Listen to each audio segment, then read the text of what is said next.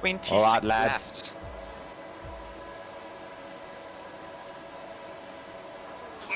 Oh, I started someone so released no, early. no, I Ryan! saw someone release early. That wasn't me. That was me. Oh no! Oh! Yeah.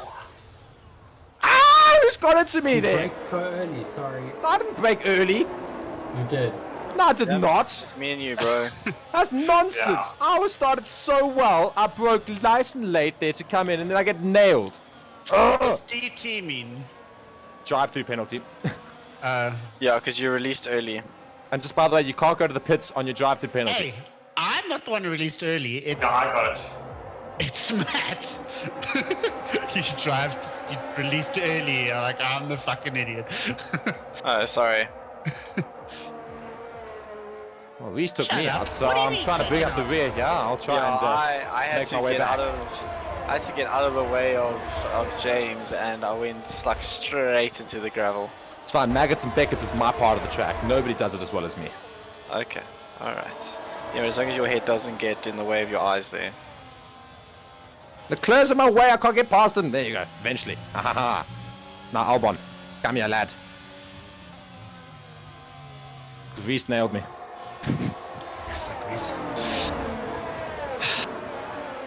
Could this guy stop doing this? Oh my Graham, soul, we are I've been far taken back, back. eh? Latifi is such a problem. I hate him. You take it out. Oh my Yeah, I soul. know. Now I'm last again. I can't even get the car straight. Yes, I I am. see rain. It's starting to rain. It's starting to rain already. Yes. Oh, there's two, eh? Well, we're gonna have to go in very soon.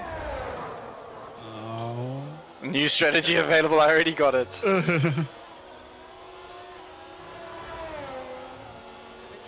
Yeah. To the inters.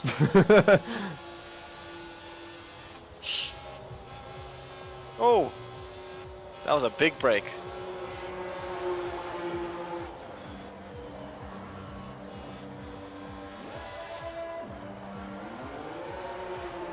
Oh, new strategy. Yeah, everyone's going new strategy.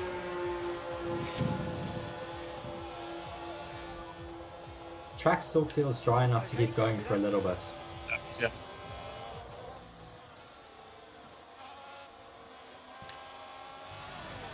How do you confirm the change? Fuck, fuck, fuck, fuck, fuck, fuck, fuck, fuck, fuck, fuck, fuck, fuck. Sorry, I'm sorry, I lost control. Changed I my lost control. strategy and I wasn't even okay. Yeah, I was also changing my strategy and then lost control. I'm so sorry. Oh, fuck. It wasn't intentional at all. Whoa. No, I don't know if I've changed my strategy or not. I don't know what's So, happening. Graham, you're not last, mate. That's a surprise. Yo, Did you I'm try to change your sliding strategy now. in Maggots and Beckett's? it's very wet. I should have gone in. Did you I mean, seriously it's try a to change your school week, strategy we don't in know Maggots what. and Beckett's? Are you mad? I was on What are we the. thinking? So are we thinking full weights or what? Are you also sliding? Let's just put it this way. It sounds like there's a lot of chaos ahead of me, and I'm just chilling here on the inters. What? You We can, have to- you can slam straight we- into that thing. and We it's have very to engage the clutch to go out of. Yeah, apparently. Who knew? I didn't know this either, because I was chilling in the pits, like, what's happening? So I like. Enters. I'm glad you guys said something because I didn't know. Oh my word, that was so bad. Are you all in the pit still? Yeah. Let me come out ahead of all of you. Yes! Made up time. Woo! Yeah, stuff all of you guys. Ahaha.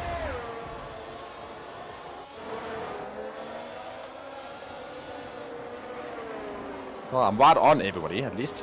Oh my word, guys, find us some grip here. Coming.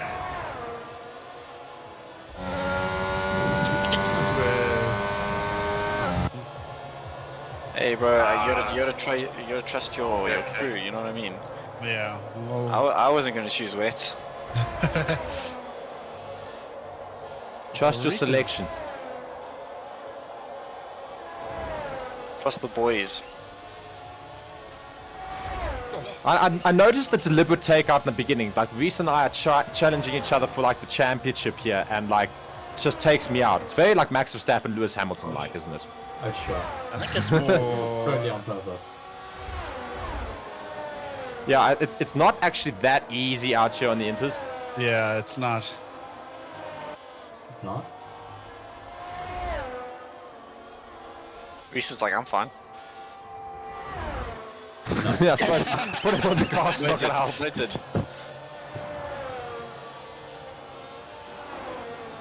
My engineer just tuned me to pick up the pace. What the hell? That's cock funny. He's like, bro, what are you doing? Eventually, I try it. Oh, I just didn't give him a penalty. What for? What did I even do? such a app. Oh my word, you cannot take that corner fast. There is no grip.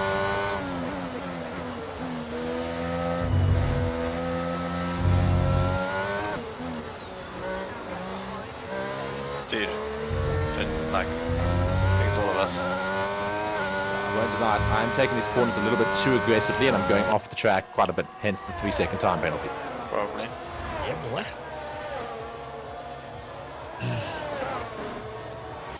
Oh, take the corner, my mate. Ew. Yeah, pretty much. We all started ahead of the air, and now all of us behind them. Speak for yourself. Speak for yourself. Ryan, I know you'll be behind the AI later, so it's fine. Preemptive. Yeah, I'm also hearing that.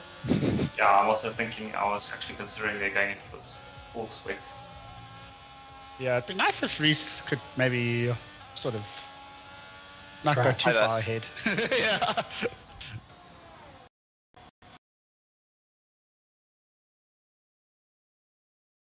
You know, Brain's it getting was worse. enjoyable following you. I could, see your lines. Reese, are you on full wets? No, I'm on inches. Okay. Oh!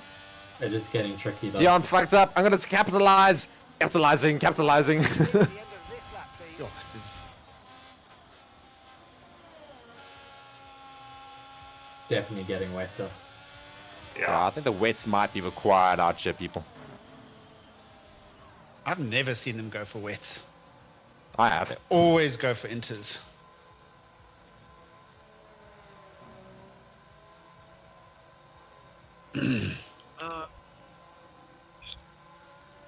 There's traffic ahead of me.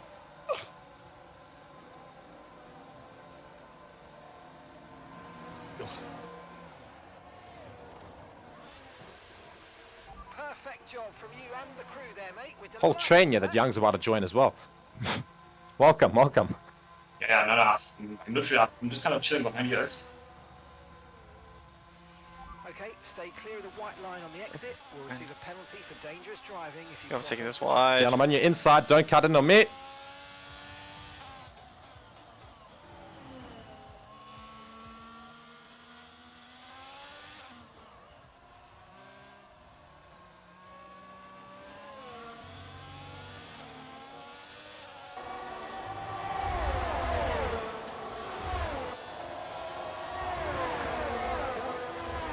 So lame. I was getting so much pace into Maggots and Beckers, and I had to deliberately slow down because these oaks are slow. Yes. Who's these oaks? They are. Dion and 2AI. Yeah. Slow pokes. How's that feel, Dion? Being lumped in with the AI. I mean, he's not wrong. Oh, he just went into the back of me. Yeah, I he feel goes slowly, like it's right. getting a bit better, the Yeah, weather. it's stopped a little bit. Oh my word. No, what is science doing to me, man? Piece of Yeah. shit. Did you see that? Oi. How did Young get ahead of you? Because he's ramming me off the track, that's What are you why. talking about? No, mate, Young, I was watching that from behind. You literally forced the oak off the track. This looks like I'm nothing there, and you're just like, yeah, I'm just gonna turn No, left it's, into you. well, if that's the case, I'm very sorry.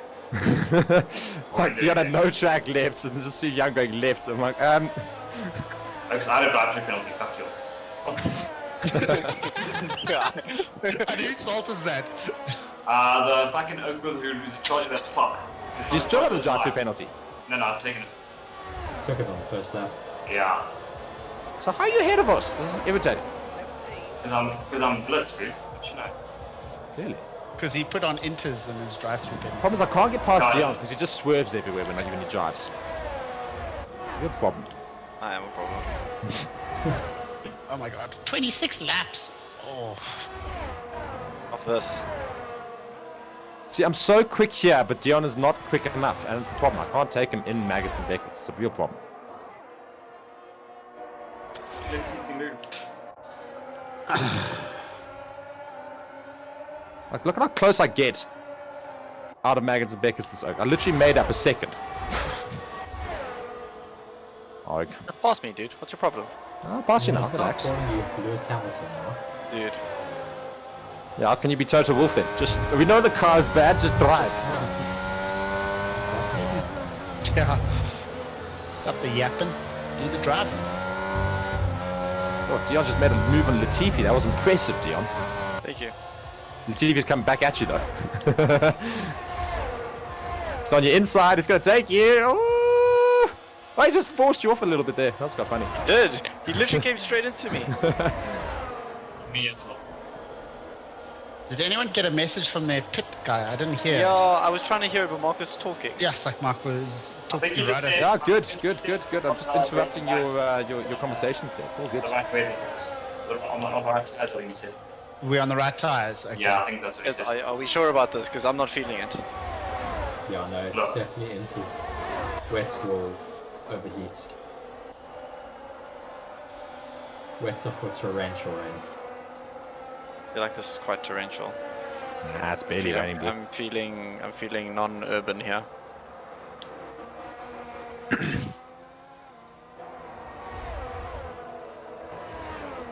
I practiced everything on this track except overtaking, which is, I think, what I should have practiced because apparently that's a struggle right now.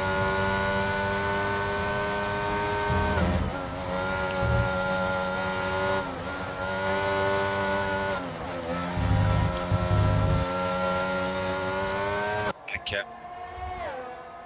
You went for weights and you didn't. Didn't believe you. Whoa, shit. Fuck, pressed the wrong button there.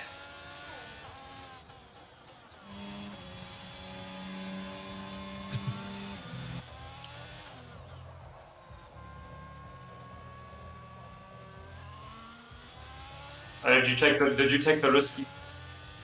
I thought I was catching Reese, but I'm lapping somebody. I was like, woo! Jazz, you being lapped.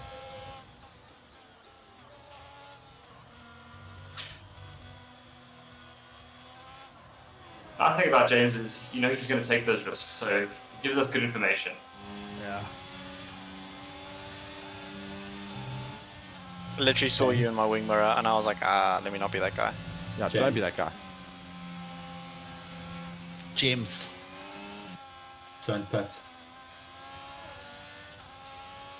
Yeah, it's just It's getting starting to heavier. rain harder. No, how did that happen? What did Stay you out do? on those hards. Dude, my car just like literally went, like, Hard. just like started drifting Sorry, instantly. stay out on the wets. No, man, They stay out on the wets. Stay out on the wets. This race is irritating me. So much for it's not the range of downpour. It has got It's worse. just started raining harder. It's quite torrential, if you ask me. A spider would be proud.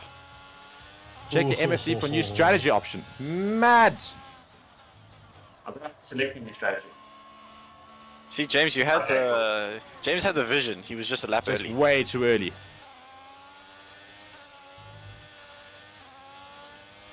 Okay, gaps at the Ah! is 57.3 seconds. Did you guys also get that? It's not ideal, but we shouldn't go onto the different tire yet. Oh, fuck. My guy said come I'm into the already pits. in. I'm already in. I just smashed into the back of who am I? Yuki Tsunoda. Well, I'm catching Yeah. James, though. So. My strategy change was to come into the pits. That's what my guy said. I said come into the pits. It's too wet. Imagine.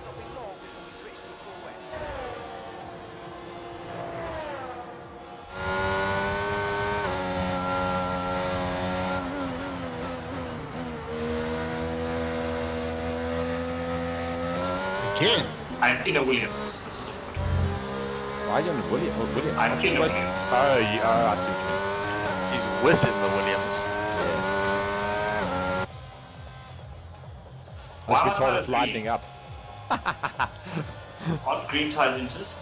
Yes. So why the fuck did you put me on inches? Maybe you selected that strategy. I just got another new strategy. Can these Oaks make up their minds, Oaks? Like, Yeah, plus I just got another new strategy. Like, Oaks. Need to slow down before hitting the corners. We don't want to get a penalty. what happened? Slid off. I've just been told to stay out for another lap.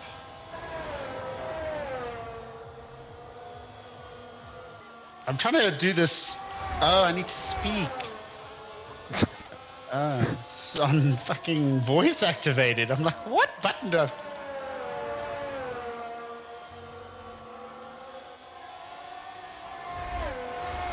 Did you put for wet, Reese? Not yet. I'm gonna go this lap. Yeah, I can't. I couldn't make up my mind, but I think it probably would have been better for me to press the lap earlier. I want Dioris. Mark's still staying out. Yeah, it's really raining now. Fuck hell. It's the big risk, Dion. It's the big risk to try and make up places. Okay, I think it's about My west. yeah, my engineer said pit for wet, and then I didn't, and then they said, oh, it looks like it's clearing up. I was like, okay. Oh, what? They put inters back on. Oh, what? I What a waste of a pit stop. Oh. I just leapfrogged everybody. Look at me in second now. Ah.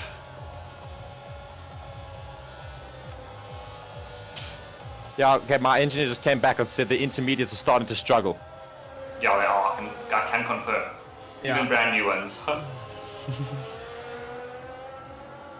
struggling to see is what I'm struggling. Yeah, that's one. The amount of rain on my What's windscreen. the slap? Gotta have to talk to this thing. That's quite funny. Box. Change tires, Kinda cool, inters. No, inters, not mediums, inters. The fuck are you guys Change doing? tires to wet. And hard. Wet tires. Wet. Soft tire. No, wet. Hey, wait. Now it's giving me weather report. Okay, voice activation is not so cool. Dude, Sense is now like this nothing, helicopter is still flying around in this weather. How is that even possible? Dude, it's loving life. I just crashed coming out the pits. Oh, that's good. Wild. I'm far away from. Yeah, wait tonight. Set car would be the one right now. Yeah. Okay, here's my Please lunge, put the my lunge weights on. opportunity. Oh no! Yes. Check Okay, the behind the strategy AI. option. Behind everybody. Copy. So I had to do 2 pit stops.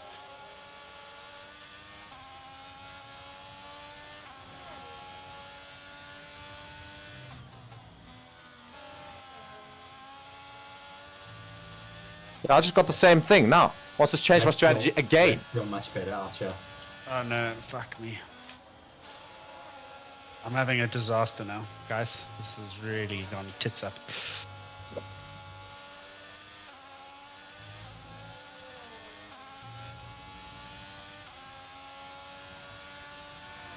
Don't worry, I'm right behind you. No, I'm not.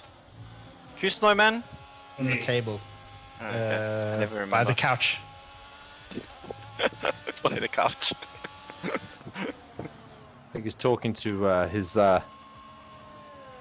Government. girlfriend or otherwise Yes. government. His government. Okay, go Mark, ahead. you've got a 3-second time penalty. I do. We don't talk about it. Got that like in the third lap of the race. Jan, what are you on? Nicholas Latifi Latifi is is out out. of the session. Wet, bro. Are you on wet? No, Not you. deployed. Are you kidding me? I I just was doing passed the so pits. well. I just Right, passed the drop your pits. speed. Our delta's too low, and we're going to risk a penalty. Slow your pace immediately. Bro, and...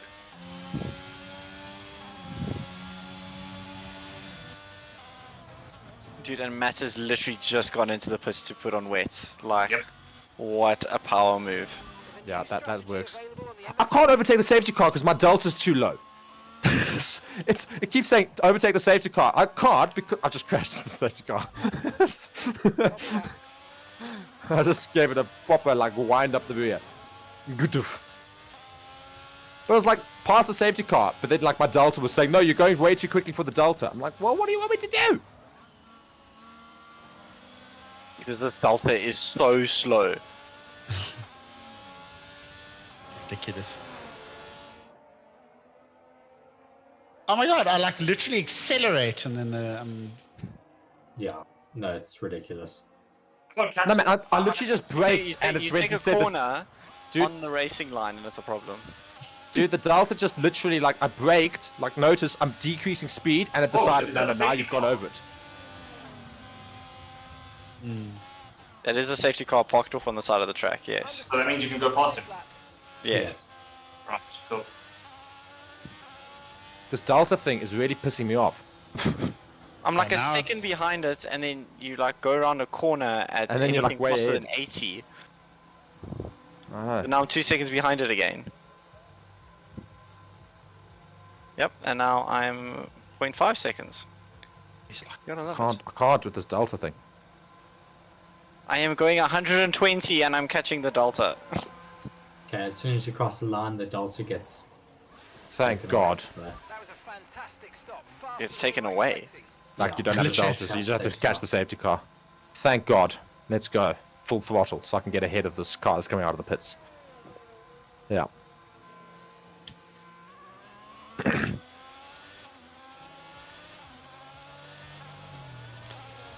well, why don't you put on inters twice, then wet?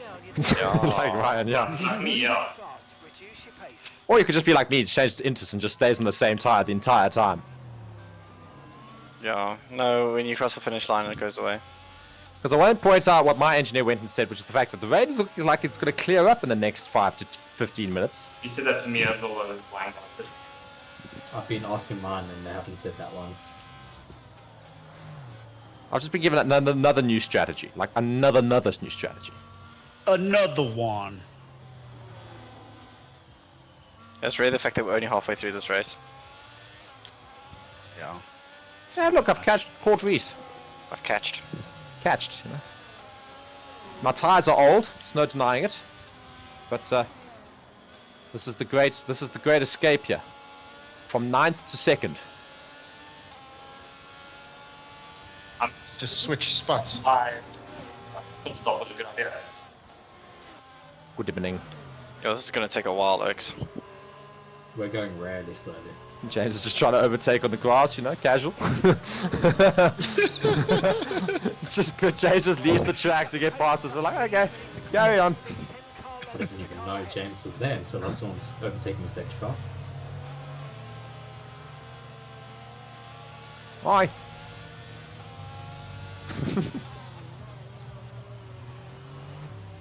Still wants me to come into the pits this. I'm not doing it. I'm gonna risk it. You're gonna I reckon it's struggle gonna get with lighter. restart. Huh? I'm gonna be stuffed on the restart, yeah, probably. Are you still on Inters, Mark? Yep. Yeah. And they're old ones too. Wild. Like they got 47% degradation on them. Yeah, it's gonna be an interesting restart. But you know what? I've got 2 AI as my cushion, so it's fine.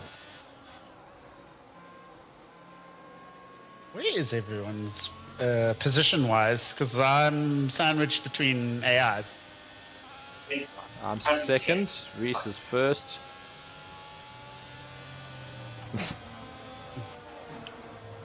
Sorry. You hit me. Yep. Just a nudge.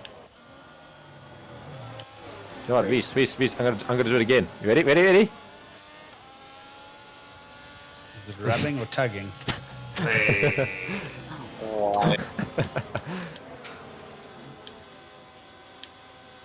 Woo! Okay, here we go. Jeez, I'm still finally haven't even caught up to you. Stay behind Albon. Can't overtake science, eh?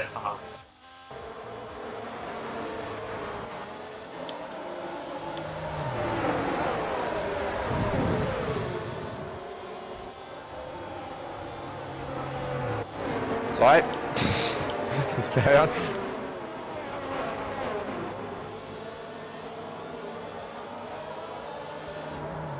Okay, finally. There's a safety car coming in. No, they're still catching us. Oh. I'm just busy fixing. Sounds like. This is a very, very risky maneuver, my mate. But you know what? I back myself. Yo, I can't actually drive this. I'm letting my AI drive it. It's very annoying, I'm not gonna lie. It's gonna be real struggle, this. But oh well. Can you tell me when the safety car's coming in? It's coming in. Oh, it's... yeah, right. Have you joined the queue? I'm back. I don't think everyone's in the queue yet. Doesn't matter. Yeah, do you want me to hold it up a bit? No! Go! No, go. No! Reese, do what you want, bro. Here we I'm go. gonna overtake you if you The last don't. one's here. It's going to take a while for the track to dry Oh, out. sliding out there. Letting out. Two! Oh! What the hell? Whoa! Who drove into me? Dude, one of the AIs drove straight into the back of me. Leclerc, maybe? Are you kidding me? I've been Yeah. lost my life. That's what happened to me early on. Yeah, that's what's happened to me. Oh, now I went all the way to fucking 10th! I'm being overtaken by many cars. I have no grip now for some reason. Oops. Probably Pick full the tires. tires. Pick the tires, yeah. Time's all up. Yes, I can't believe it. I was in 5th. Yeah, well, again, I was second. Now I'm 10th.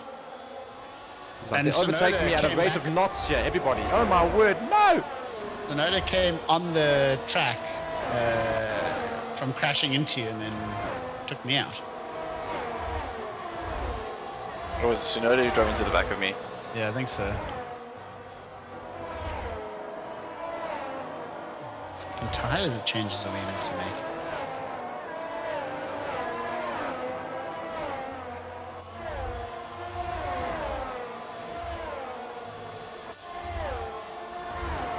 I should have pitted. I told you. Gap to the car in front is 40.7 seconds. I've committed now, I've got to commit. Oh, there goes Young. Fucking idiot, man. Why did that do that? Oh, Jesus, that's my race. No, it's not quite. Well, almost. You've got 11 laps still, and you're right behind. Relax. Close, yeah, you're right. So, Plus, I'm holding everybody up, apparently.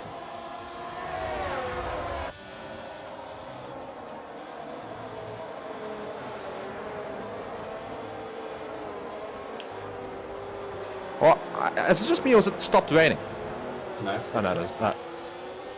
Now it's getting worse. No. There's some parts of the track that's still raining, other parts you're not. raining heavily. Like If this you part go is over raining the- proper, but some parts are dry.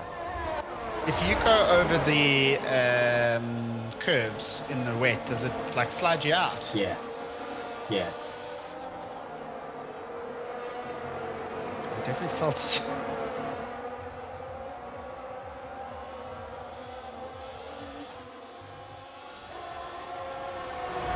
Struggling out here on the inters here.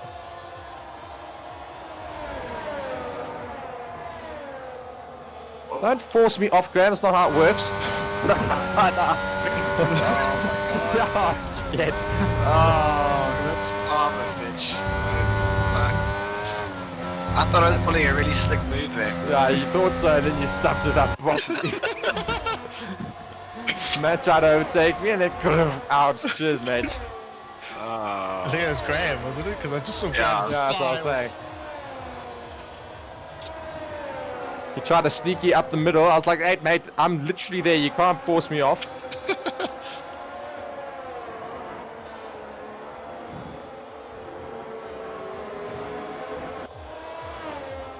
I thought they said that rain was getting lighter. They lied. They've really Clearly. lied. Get out of the way! Piss off. I will not concede this position. I am Fernando Alonso. You shall not get past me.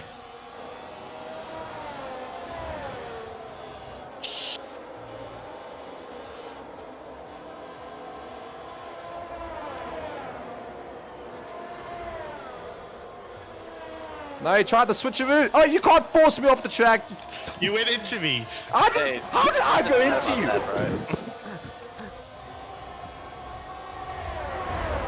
I'm going to back you now. I'm just going to send you spinning. Warning. That's your warning. I'm going to go straight into the back of you now. Are you losing places here, bro? A lot. It's a real problem. I'm still in the inters and we're losing. I was second. It's so slow. It's time to pit, bro. No, because I know it's getting dry soon, apparently. Maggots and Beckets is drying up slightly. There's hope yet. Get out the way, wet car. Yeah!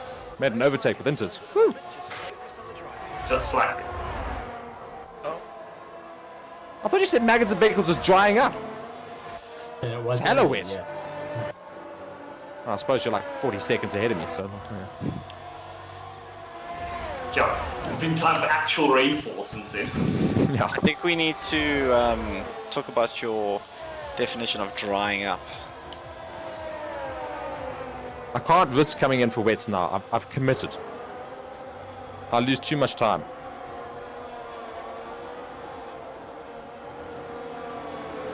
Problem is I am holding up people and also like my people are just overtaking me. I'm going to end up last anyway, so I should have just pitted. Could have stopped raining. It is. It's starting to ease out. Damn well better be. I can't do It this. probably is. Like, you could need dries before the end of this. Damn right we could use dries. That means the inters are going to be useless anyway. Yeah, that's fine. Just means everybody else has to pit as well. Yes. That's Do how it. works. I didn't hear what he said.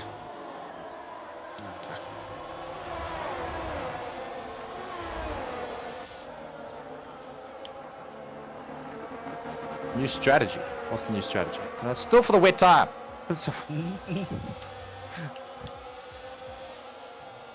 Dion, you shall not overtake me. I will hold my position. My tires are at 70% You're only allowed one degradation. move, bro. I will hold the inside line. You will not take me into Maggots and Beckets. My freaking Braveheart here. I can see that, yes. Take someone else in.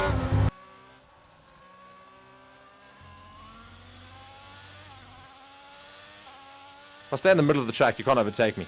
Ha ha ha. Jeez, I've got signs overtaking me again.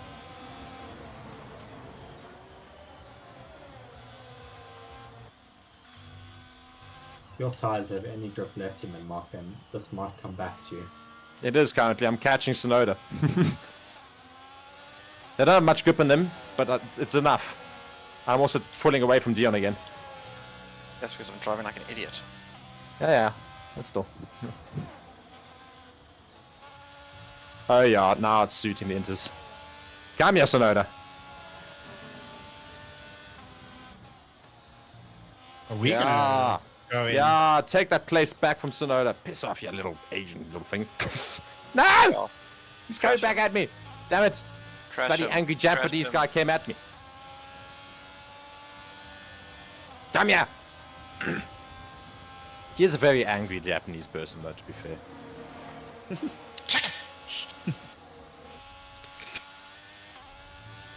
Yeah.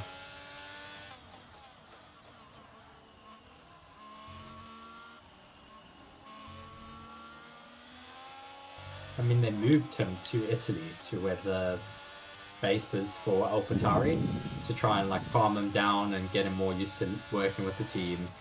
Clearly, that does not help. Does nothing with him, apparently.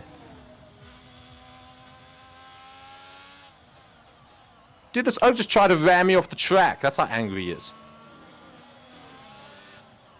I am pulling away from Dion again, though. It's quite nice. I've taken Sonoda. Ha ha ha ha. Well, he's right on me. Yeah. Come on, hurry up and dry. Hurry up and dry. Hurry up and dry. You're going to find it harder and harder to keep the wets cool from here. What's the time options here, Rex? What's the thoughts? Are we group deciding this? Yes. You're not brave enough to just go for it. No. I'm struggling on wets. I'm backing Yeah, the soft tire. I'm backing the soft tire. Yeah. Do it. Yeah, I'm Good looking now. at stops and just trying to work out, do I hold out the wets and then try and wait for dries, or do we go with mixers? Thinking the same thing. That's surprising.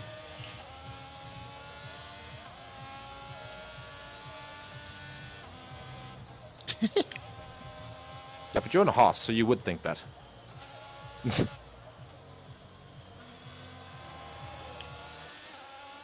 Alright, I can try and make these places back up. I see Ryan is in my scope and he's losing time to me now. Ha ha ha ha.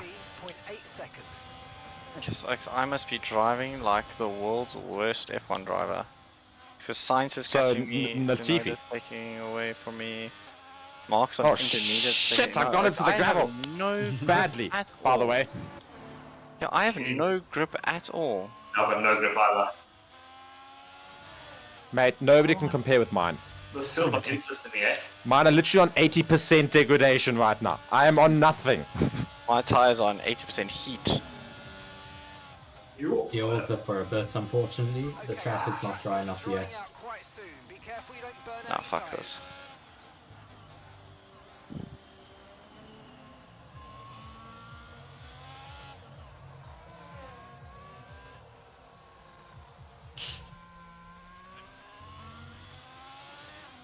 It's like I can't turn around these corners. Yeah, come at you. I'm coming at you, Ryan. On my hella old tires. They will take you. I can't even fucking take a corner. So I'm not surprised. This is how I felt earlier. Now you know what it feels like when everyone's just overtaking me and you're just like, I can't do anything about this. Oh, just take the corner. Properly. Ah! It's really the fact that James has got a 3-second time penalty and is a minute behind me. Whoa.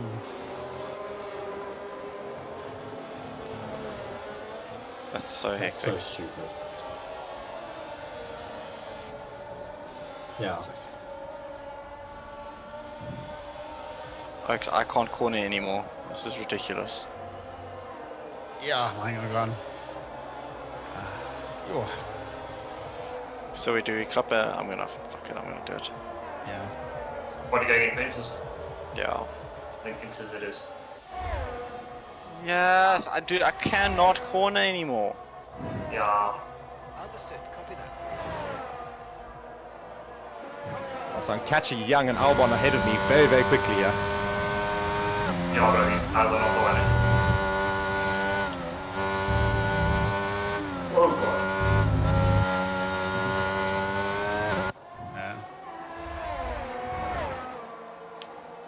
Is it dry enough? Dum da da dum da da dum dum dum da da dum dum dum.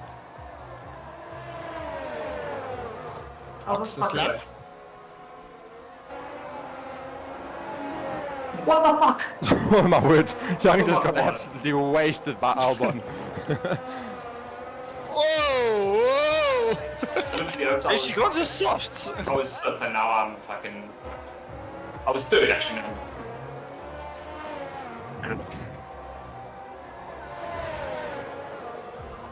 We got So annoying. dude, just Hoya back fast there.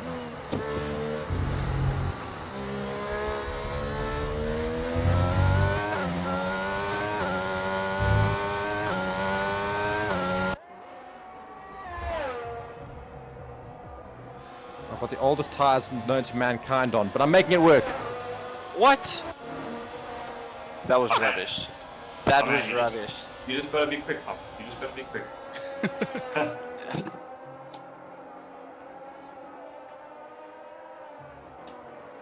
Oh, that's so much better. Fuck. Oh god, yeah, you're right. Oh, What have you gone out onto? enters. Unlike James on his softs.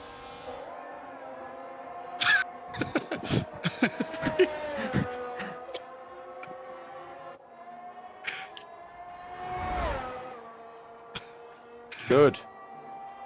Also, clearly, with me at my 3-second time penalty, I'm firmly in 4th right now.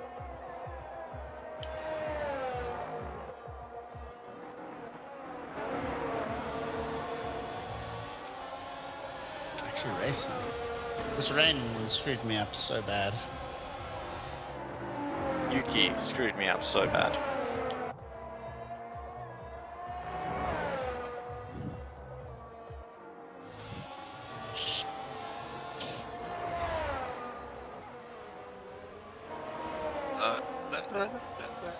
Yeah, I feel that, dude. The Wits just have nothing at the moment. You should start getting more comfortable now, James. Should be dry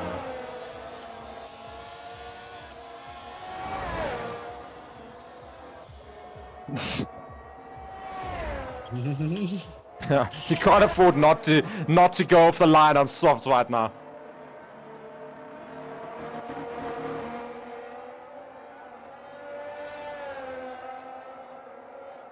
No, if I have to change to slicks, you're gone.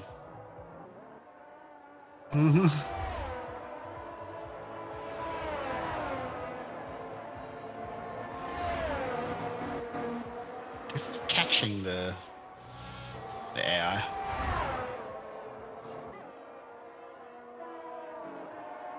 Ooh. Watch out.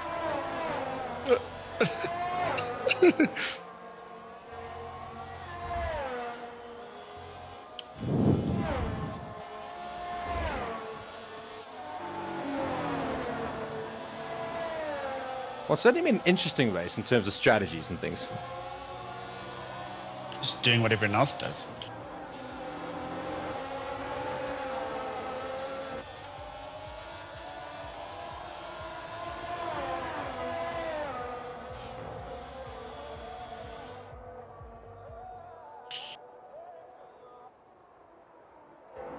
Tracks officially dry.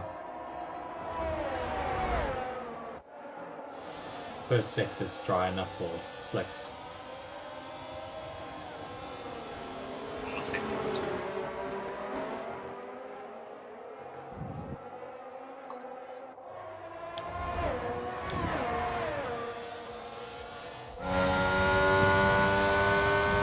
It's over there.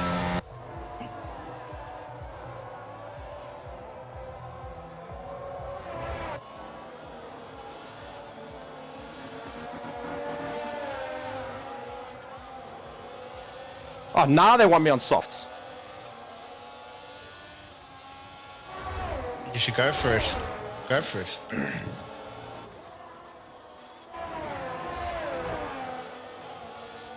Go for it. No, I should probably, shouldn't I? Yeah. Just take that pit stop. I just think stop.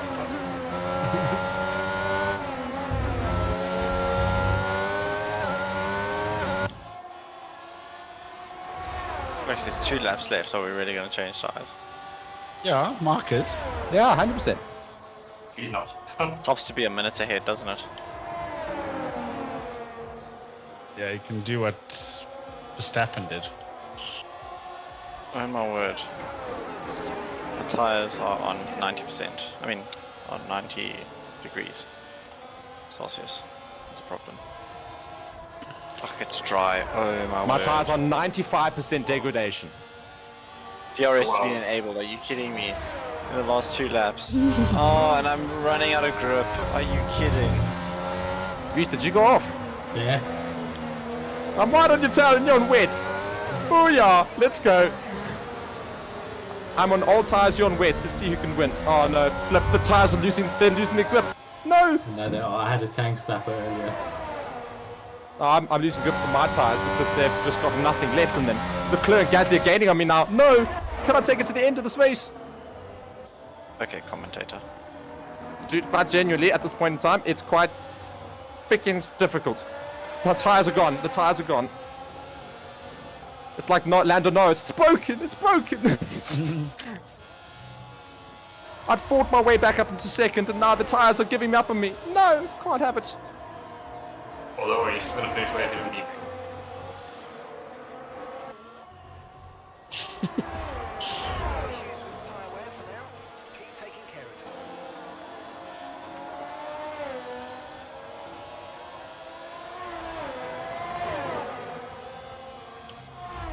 Oh, DRS, you lifesaver. You can get away from Gasly. Oh no, Gasly, it's off. It's off.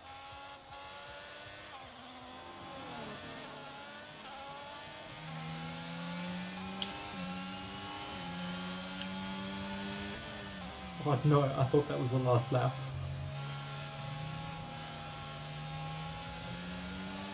Come It's on. fine, Reese. You cannot afford to lose to me on these tires. I've got no grip. Can your tires pop?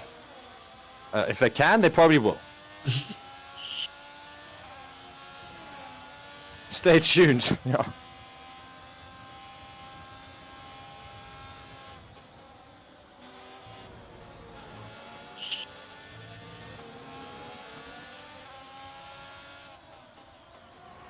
Reese and Leclerc are not far away. They're only 2 seconds ahead of me.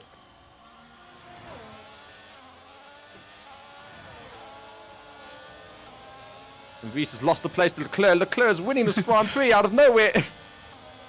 James taking fastest I don't have lap. grip of mine either, so we'll challenge it to the end. We'll see who's got less grip as we get to the final stages here.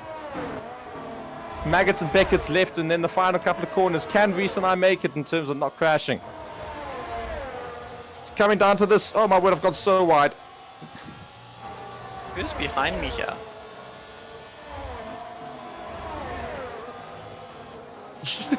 Yeah, James pulling out fastest laps all of a sudden. That was his strategy. No! Yes! Yes! Yes! Yes! Come on! Fuel remaining. 5 laps of fuel left. I'm so confused as to who's behind me. No! No, I've fixed you back on. Just gonna cut some grass here, just mowing the lawn, you know. Damn it! I could have taken you. Why did you cut in on me though? I was definitely halfway alongside you. Charles Leclerc won the race. Oh, damn it. I could have taken Reese. The replay shows literally in the second to last corner, third to last corner. Oh. Fuck. Wouldn't have mattered though because like I had a 3-second time penalty, so.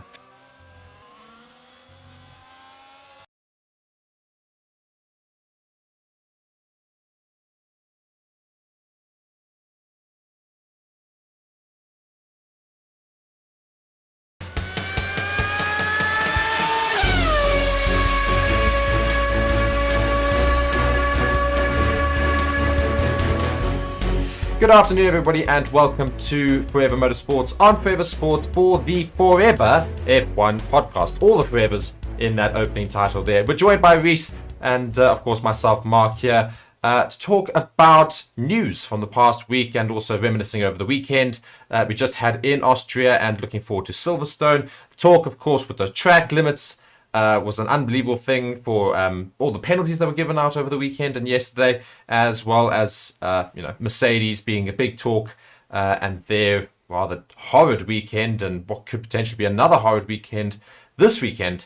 Some infighting perhaps at Mercedes, otherwise replacement drivers for rookie drivers, all these other things, teasers for cars and otherwise. So lots of news to get into. And Reese, how are you doing? How do you feel over the weekend that just took place? Yes, I'm doing well, thanks, and yourself, Mark. But yes, that race weekend was just dominant yet again from the Red Bulls. Just Max in another league to all of the other drivers. It was good to see some close racing though between the Ferraris and the sister Red Bull, at least for a few laps in the race, but Max just making it look too easy out there. Yeah, so just going back over, we have got a review, of course you can go check that out, but Max Verstappen won, Charles Leclerc came second, Sergio Perez up from 15th, finished in third, Lando Norris probably the one of the standout drivers of the day, finishing in fourth, and that's a result of all these penalties that came after the race. I mean, unbelievable the number of penalties that were given out afterwards. Carlos Sainz, one of those few drivers that was severely punished for his track limits, yeah. Yeah, I mean, it really was not a good look from Formula One. We don't want to see the race result being changed hours after the race. We really do need to make some changes to this track to limit these kind of penalties from happening, because it shouldn't be happening. Yeah, it's not good. Yeah, so as a result, Fernando Alonso moved into 5th position as well, so he got some more points there for the Aston Martin team. George Russell and Lewis Hamilton still finished 7th and 8th. Carlos Sainz then pushed all the way down into 6th position. Lance Stroll finished in 9th, Pierre Gasly 10, Alex Albon 11, Guan Yu Zhou 12, Logan Sargent 13, Esteban Ocon, also one of those who received a few penalties after the race, finishing in 14th. Valtteri Bottas 15, Oscar Piastri 16, Nick de Vries in 17th, Kevin Magnussen 18, Yuki Tsunoda 19, also with those penalties during the race, though, to be fair, and Nico Hulkenberg, who obviously didn't finish the race. So, I mean, they basically said straight away after they gave all those penalties, FIA said, that they're going to look for a solution for this track. I mean, why did it take them yesterday to make that decision? When we knew last year it was a problem, we knew that track limits has always been a problem at this track, and it's always the same two corners. It's turn 9 and turn 10, right before the start-finish straight. Why is it that it took so long for them to say, oh, okay, now we're going to try and create a solution for this? I mean, I really don't know. I think it's because the FIA has been changing hands quite a few times in the past few years. It takes time under new management, of course, with Mohammed bin Sulayem, I think his name is at the moment. They are making some good changes, but it does take time. Hopefully they do make a change before next year, before we come back to this track, because we don't want to see this happening again. It's the fact that, I mean, yes, it adds a little bit of drama, I suppose. Don't get me wrong. It adds a little bit of drama, but all the biggest joke was giving Hulkenberg. The biggest joke was giving Nico Hulkenberg a black and white flag. I know. When his car was retiring, he got given a black and white flag for being all four wheels over the white line. I mean, that is just hilarious. I know. It sums his up car the was FIA. pretty much on fire. I know. It and sums he's it up. getting... So we finished that, with all those track times, and that's certainly something they're going to look forward to changing next season with regards to Austrian track in Spielberg.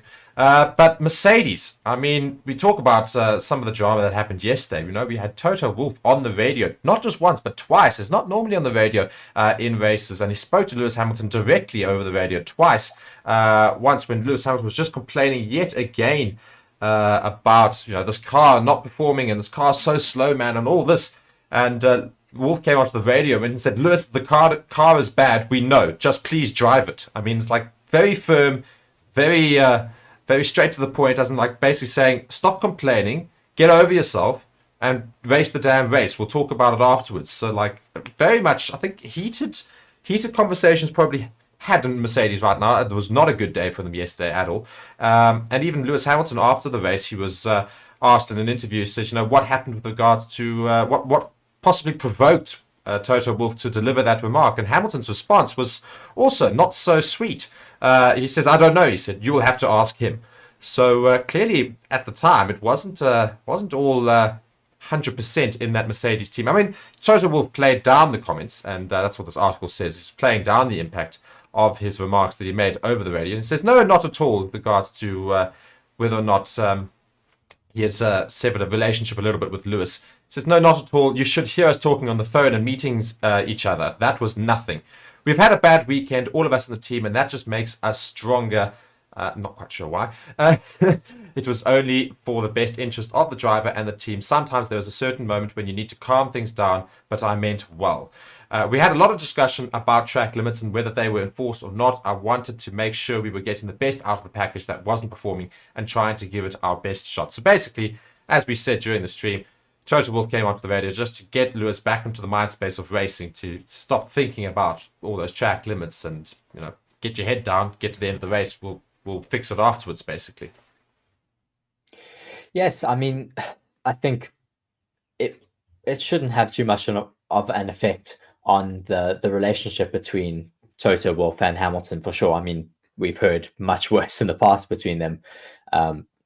Some people, I'm sure, will try and make a story of it at the moment with them in contract negotiations, but yeah, it should be fun within that Mercedes garage. So yeah, I mean, I've got another article with regards to Mercedes, because it just was, unfortunately, the Mercedes problem of the day. I mean, Lewis Hamilton started quite high up the grid, and George Russell started in 11th. Not the best, but we were expecting them to motor up the grid relatively quickly in terms of George Russell, at least. It just wasn't the case. They finished 7th and 8th, respectively, and really not good enough, I think, for Mercedes. We thought they'd made a change and they'd turned a corner for the season in Canada, and then came to Austria, and it just didn't work at all. And Toto Wolff, as I say, calls it a bruising day. So certainly a bit of a step backwards after announcing major upgrades for this weekend, and then Silverstone, which is coming now. So, I mean, should Mercedes be concerned? I mean, you would think they would have data for a more high downforce track from when they ran their upgrades first in Monaco, but clearly they weren't ready for a circuit like Austria, where other teams already have data from the year before. They are still, you have to remember, on the back foot from switching to their B-Spec car. So it may take them some time to really dominate at every race, but we are still seeing those glimmers of hope in, I think, high-speed circuits. Yeah, and also we were looking at the grid generally and found that maybe it was to do with their engines and high altitude, or because all the Mercedes engines seem to not perform as well as they have been in very recent times, at least in the last couple of races. Aston Martin also weren't fantastic over the weekend. The only Mercedes engine that seemed to work somewhat was Lando Norris. But then again, they weren't really fighting anybody else, because the Ferrari engines and the Red Bull engines were well ahead of everybody else. The only reason Sainz finished behind Lando Norris and Fernando Alonso, of course, were those time penalties afterwards. But otherwise, the Ferrari engines and the Red Bull Honda engines were they seem to be working better than those Mercedes engines. Do you think it was due to altitude that they maybe struggled? I mean, you can never really know, because I think you'll only know if you are in that Mercedes garage. But we've seen in the past how Mercedes have struggled at altitude, so it's always possible. But yeah, it may just be because they were still struggling to get to grips with their new upgrades. I mean, and in response to an interviewee and his questions, Wolff went and told Sky Sports, he said, the car had no pace today. It's a bruising day, I would say, because we had such a good upward trend, and you have to take such a day. There was no pace and no inkling why yet. So that was also interesting to note from Toto Wolff. He doesn't actually seem to have a potential reason. And Russell also says the Mercedes was substantially worse than expected. And when he was speaking to some people from Sky Sports, he said, didn't expect it to be as bad as we were today. I didn't really have an answer for it, really. It was definitely surprising. Sorry, this was Hamilton that was speaking here, and says the feeling of the car was very much the same feeling I've had all last year. It was definitely different than the last two races. The last two races were way, way better in terms of the characteristics of the car. It was fundamentally the same, this race being Austria, as last year when Mercedes were, of course, so terrible. So a few surprises out there. Where Lando and McLaren did a really great job, so well done to them. We need to understand what went wrong on our side. And this is Lewis Hamilton speaking, of course. So, I mean, yeah, they just seem very dejected. I think they will be after having a few race weekends where they have done quite well. I mean, Spain, and not necessarily doing too bad in Monaco, but seeing a little bit of a glimmer of hope with the B-Spec car. But then really just being disappointed, I think, here in Austria. Hopefully they'll find their feet again in Silverstone, because, I mean, it is their home Grand Prix. We'll have to wait and see what happens. Yeah, and speaking of days that would basically wanted to be forgotten about, I mean, we also go and look at the likes of Nick de Vries. Now, Nick de Vries is very much a big talking point, and the fact that we are coming towards silly season. It's pretty much is silly season. We're starting to head into the potential changes in drivers should they not be performing. And one of those big names is Nick de Vries, who we expected so much this season in that AlphaTauri, and yet has really struggled to deliver and has barely delivered at all. And in an article here from Planet F1, it goes and says Nick de Vries' F1 career ultimatum reportedly set as a replacement is lined up. So Ted Kravitz has, however, heard rumors that suggest that Christian Horner actually does intend on replacing Nick de Vries, even after he came out and said there are no plans to currently replace him. And the likes of Liam Lawson, of course, being talked about, one of the reserve drivers for Red Bull. So Ted Kravitz went and said this. He says, Nick de Vries, he really is driving to survive. All the bosses will say this. Will say about this. The rumor that has come out about Dutch press that Nick has been told that he's got the next 4 races on circuit. He knows here this was Austria, Silverstone, Hungary, and Spa to really transform his season. Otherwise, he's out. They're going to put Liam Lawson in. That's the rumor that's coming from the Dutch press. So, I mean, there's always a little bit of flame from a little kindle of a story. There's always something that's sparked it. So there's always a hint of truth somewhere that must have created the story. So, I mean, do you think there's any truth to this? I mean, Red Bull are so cutthroat. We've seen in the past how they've just chopped and changed drivers in the main team, never mind the sister teams. So, yeah, I think it may be very true. Sometimes when we hear stories like this in Formula One, people just write it off. But when there's smoke, there's fire. So, yeah. And interesting here is Franz Tost was asked directly about this in the pen, and he said it is up to Nick to make the story go away. So he didn't really immediately go and say, there's no truth to the story whatsoever, we Nick's backed or whatever, but said, it's up to Nick to make the story go away. In other words, it's up to his performances. So maybe it is indeed that he's been given a few races to perform, or otherwise he's going to get given the axe. And so it's certainly dangerous times for Nick de Vries in that AlphaTauri, because Liam Lawson, of course, is standing in the wings, ready to take over. And, I mean, I just find it so surprising how Nick de Vries has been so good until he got into F1. It is really interesting because, I mean, he's won in Formula E, done really well in the junior formulas, and just can't find his feet in Formula One at the moment. I think there's a lot of pressure on him after... I think he did really well in that race where he stood in, was it for a Williams last year in Monza? I think it was.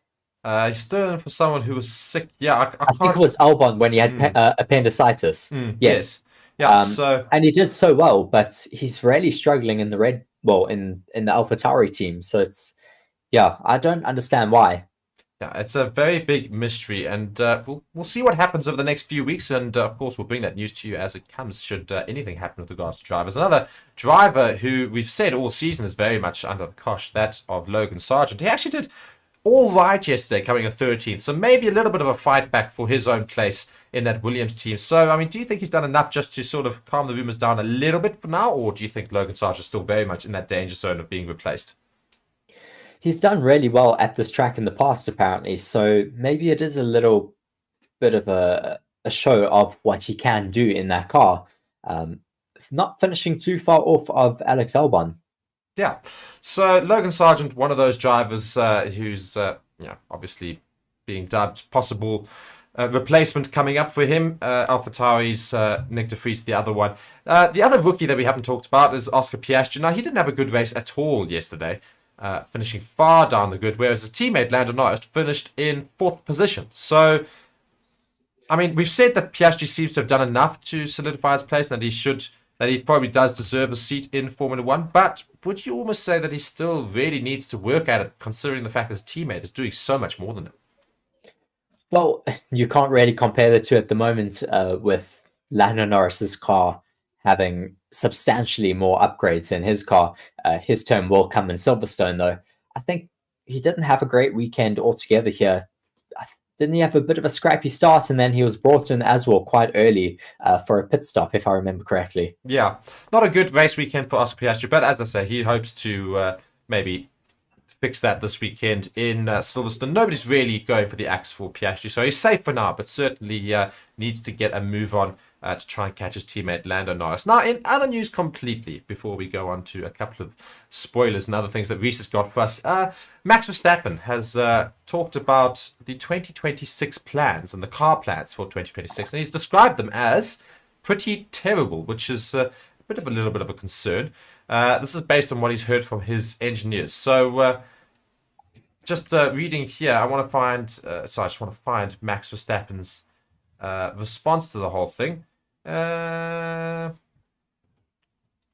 Oof, my word! There's so much writing, I seem to have lost it. But I mean, they're basically just talking about the 2026 cars, hoping that they will improve. But it basically seems to suggest that the upgrades and all of the changes that are being made to the car are going to make it very awkward to drive, is what he said. I would prefer to control it myself. He says, they've got these active aerodynamics, which you can't control, and the system will control it for you. So it's becoming very, very system orientated rather than the driver itself. He says, of course, when you're behind someone, maybe you need more front and more rear, these kind of things. But if the system starts to control that for you, I don't think that's the right way forward. Plus, weight is going up again. So yeah, we'll have to seriously look at this because, 2026 is not that far away. And at the moment, to me, it looks very bad from all the numbers and from what I see the data already. So it's not something I'm very excited about at the moment. So, for us F1 fans, who most of us are looking forward to 2026, seeing brand new car changes, hopefully it's going to provide for a much more compact grid and more competition. Do you think this is a concern?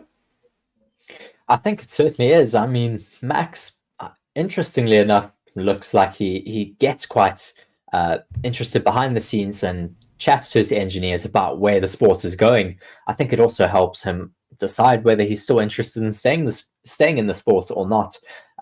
But it definitely tells us as fans that we should be a bit worried with the rules and the regulations not necessarily pointing in the correct direction for good racing.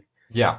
And Reese, you've got information about this weekend coming in Silverstone, which we are all very, very excited about after it was teased on Twitter. So tell us more about that. Yes, well, I have a article from crash.net just saying McLaren have teased the return of their iconic chrome livery ahead of this weekend's British Grand Prix. Certainly very exciting for me, as that livery is just such an iconic look for McLaren. And we remember Lewis Hamilton being so dominant in those coloured cars back in the past. And McLaren have gone and done this by changing their logo on their Twitter page to a McLaren logo, but it's all in chrome. And also releasing a video of Lando Norris peeking through a door, looking very excited about something. They don't necessarily show what it is, but we assume that it is their car for this British Grand Prix. Obviously, it's the British Grand Prix, McLaren, a British racing team. And, Lewis Hamilton brought so much success to Britain with that chrome, that beautiful, beautiful McLaren car, that chrome and red livery. And was, as a couple of people I know have talked about it as being like one of the most iconic F1 cars that's ever been, and that ever has been made and ever been raced around. So if McLaren do indeed, and we're fairly certain they are going to come out with that special chrome livery, it's going to be so special to watch, and I just hope they can back it up with a good performance as well. Yes, well, just a little bit more about this. McLaren last ran a chrome or silver livery at the start of 2015 before moving back to their black livery that they ran for a few years.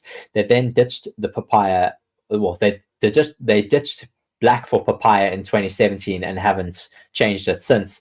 But also a reason for them possibly going to a chrome color this weekend is because they have a sponsor, Google Chrome, and they've also teased the chrome colors with Google, hashtag Google and hashtag Chrome on their Twitter. Yeah, so I suppose having Google Chrome as your sponsor is really going to help for that sort of special livery to giving out the Chrome livery. So that is very, very cool. And I think we're going to start wrapping up the podcast here. So Reese, do you have any final news for us? Yes, just a little bit about this next race. We have a new wheel arch being trialed in the British Grand Prix, and this arch is to reduce spray on the cars in wet weather races. We don't necessarily know how this is going to be implemented in Formula One. You can't necessarily fit the car if it's already dry out on track and then it changes to wet. You can't necessarily fit it mid-race, I wouldn't think. So I wonder if it's only going to be seen in wet races or going to be a permanent fixture on the cars. Yeah, and of course, that's quite ironic that's come out at a rather terrible time. Of course, over the weekend, we did see in Spa a horrible, horrible incident there. And yeah, I mean, it's. Is it almost in poor taste that they release it now, or do you think it's a good thing that they go and announce these plans now to release essentially stuff that should minimize spray for these sort of conditions to avoid such crashes happening? Well, I mean, it is a good time always to release things that could help racing and could help the safety of racing as well. I mean, Max Verstappen has said in an article as well, we should be cautious to blame Spa, the actual circuit, for the crash and for the death. I mean, we haven't really seen many crashes in that area where he crashed. He didn't crash at the exact same place that Antoine Hubert tragically lost his life, I think it was 4 years ago now. It was also down that main straight, but not in the same manner that it happened for Antoine Hubert. Yes, it was because it was extremely wet. But yeah, unfortunately, these things do happen in motorsport, and we do need to move to make these junior formulas even more safe. Yeah, I mean, absolutely terrible news over there at Spa over the weekend. But hopefully, as I said, Formula One announcing these. Sorry, what do they call it again? The exact terminology? I've just closed the article. They lack wheel guards or mud guards on the back of the rear wheels to reduce spray. Yeah, so hopefully the introduction of that should minimize those sort of incidents from happening in the future. So it's a good thing that it probably was announced, and we do hopefully see a great benefit in them in the future, and they will be tested out here at Silverstone. And guys, don't be scared to go and subscribe to the channel, like the video, and turn on notifications for all future uploads. We will, of course, be doing a preview on Thursday for this weekend's Silverstone Grand Prix. We're very much looking forward to it and all that could happen there. So I won't talk too much about it today, because, of course, we'll preview it on Thursday. Otherwise, Reese, any final word before we head on out? No, just hoping we'll get some good racing in Silverstone. It's been a good track for racing in the past, so hopefully it should be an exciting race weekend ahead of us. Indeed. Guys, thank you so much for watching Forever Motorsports. I've been Mark, Reese has been Reese. Again, subscribe to the channel. Really, we're going to aim for 30,000 by this weekend. Anyway, see you all then. Cheerio.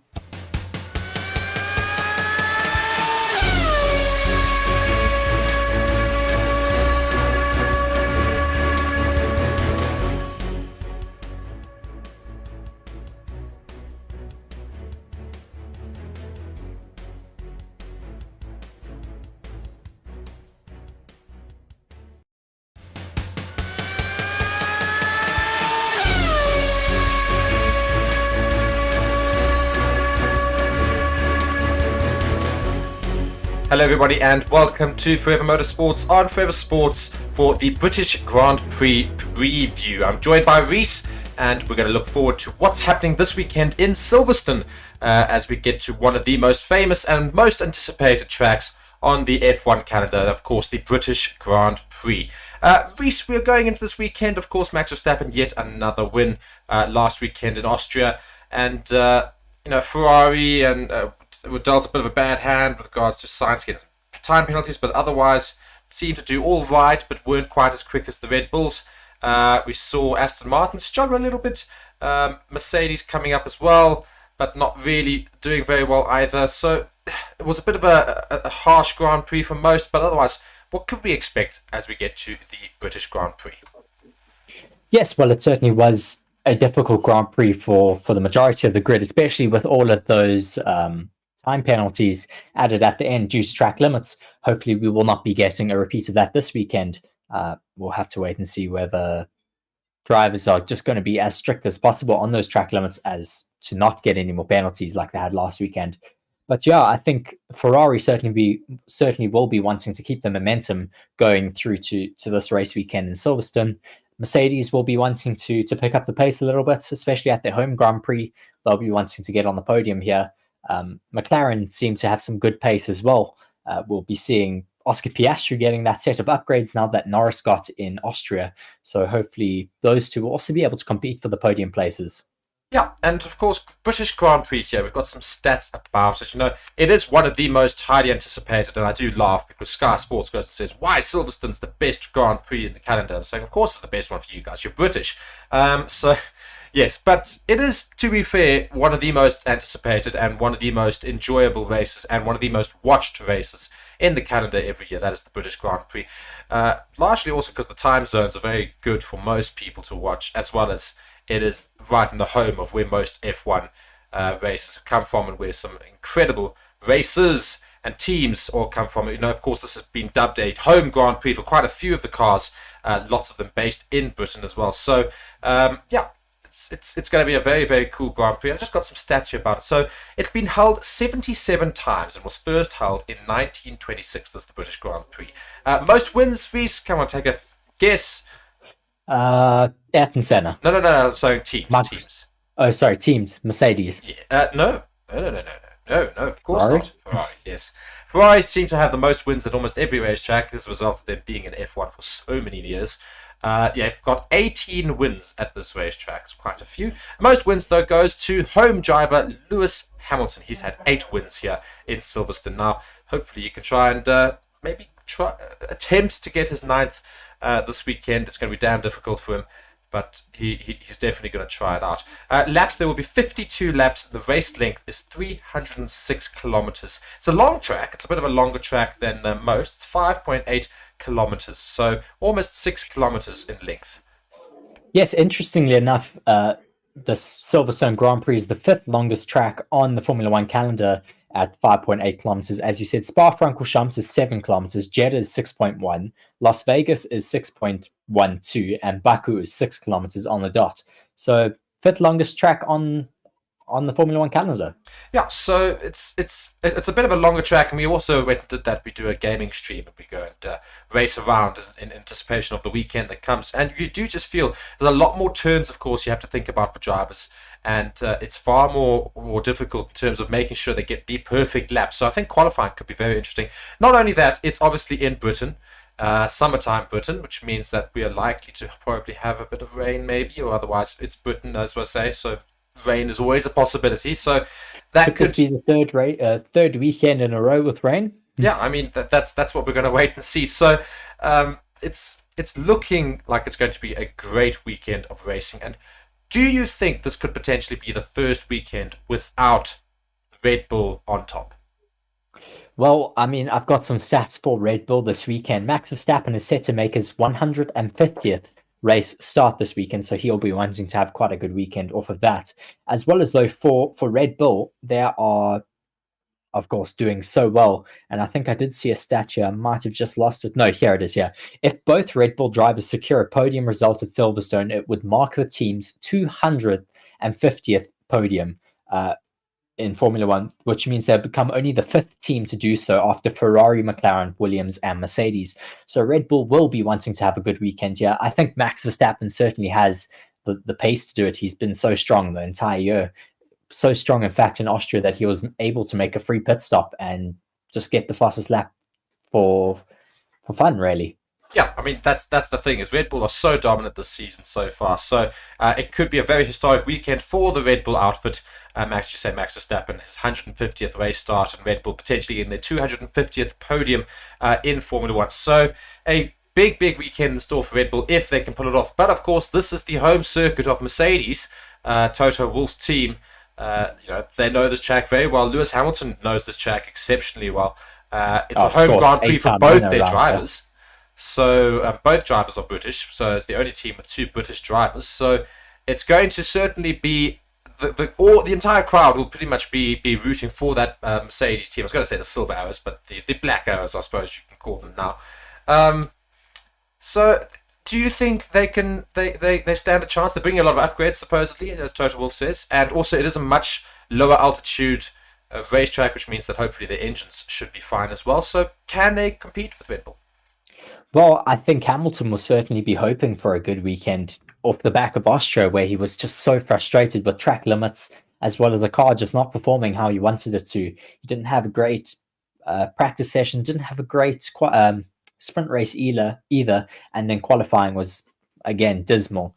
I mean, Hamilton has always started in the top 6 at Silverstone and finished within the top 3. So, I mean, ever since the hybrid era with Mercedes. So I think he'll be wanting to keep that record going, but whether he can, it will be quite difficult. Yeah, so Lewis Hamilton at home, can he go and compete with those Red Bulls? He doesn't only compete with those Red Bulls, though. He does have to compete with the likes of Ferrari, who seem to be making a bit of a turn in their season. I grant, not as quick as they'd like, and I think a couple of small things still keep hindering their chances. But Charles Leclerc, very comfortable second place in the weekend. And Carlos Sainz did finish further up, but in fourth position. But then obviously penalties took him down into sixth, which is a bit harsh, but nonetheless, it's ultimately what happened. So they had a decent weekend there, and they had a very good weekend in Canada after starting 11th and 10th, finishing 4th and 5th. So they're moving in the right direction. So they finished 4th and 5th. They're now finished 2nd and 6th. Would have been 2nd and 4th. Could they potentially challenge Red Bull? I think off the back of Austria, they seem to be quite confident in not only high-speed circuits, but also in circuits with a little bit more downforce that is needed. So I think this track is a mixture of both, so it could certainly suit them quite nicely. Charles Leclerc will be wanting to do well. He's very confident around this track. In the past 5 races that he's done here, he's finished in the top 4. So, I mean, I think he really does enjoy the circuit and does quite well around here. And also another team that seems to be dropping off a bit in terms of where everyone's basically been watching and hoping they'll do well is Aston Martin. I mean, what are they going to look like this weekend? Well, they've been better at higher speed tracks, so hopefully they will have a bit more pace around here. I think they've also got a big upgrade package coming, if I'm not mistaken. I know they did bring a big one to, it wasn't Spain, Canada it was. So hopefully they can bring a few more bits of upgrades to this circuit and just get a little bit closer, because they have fallen off the pace a bit.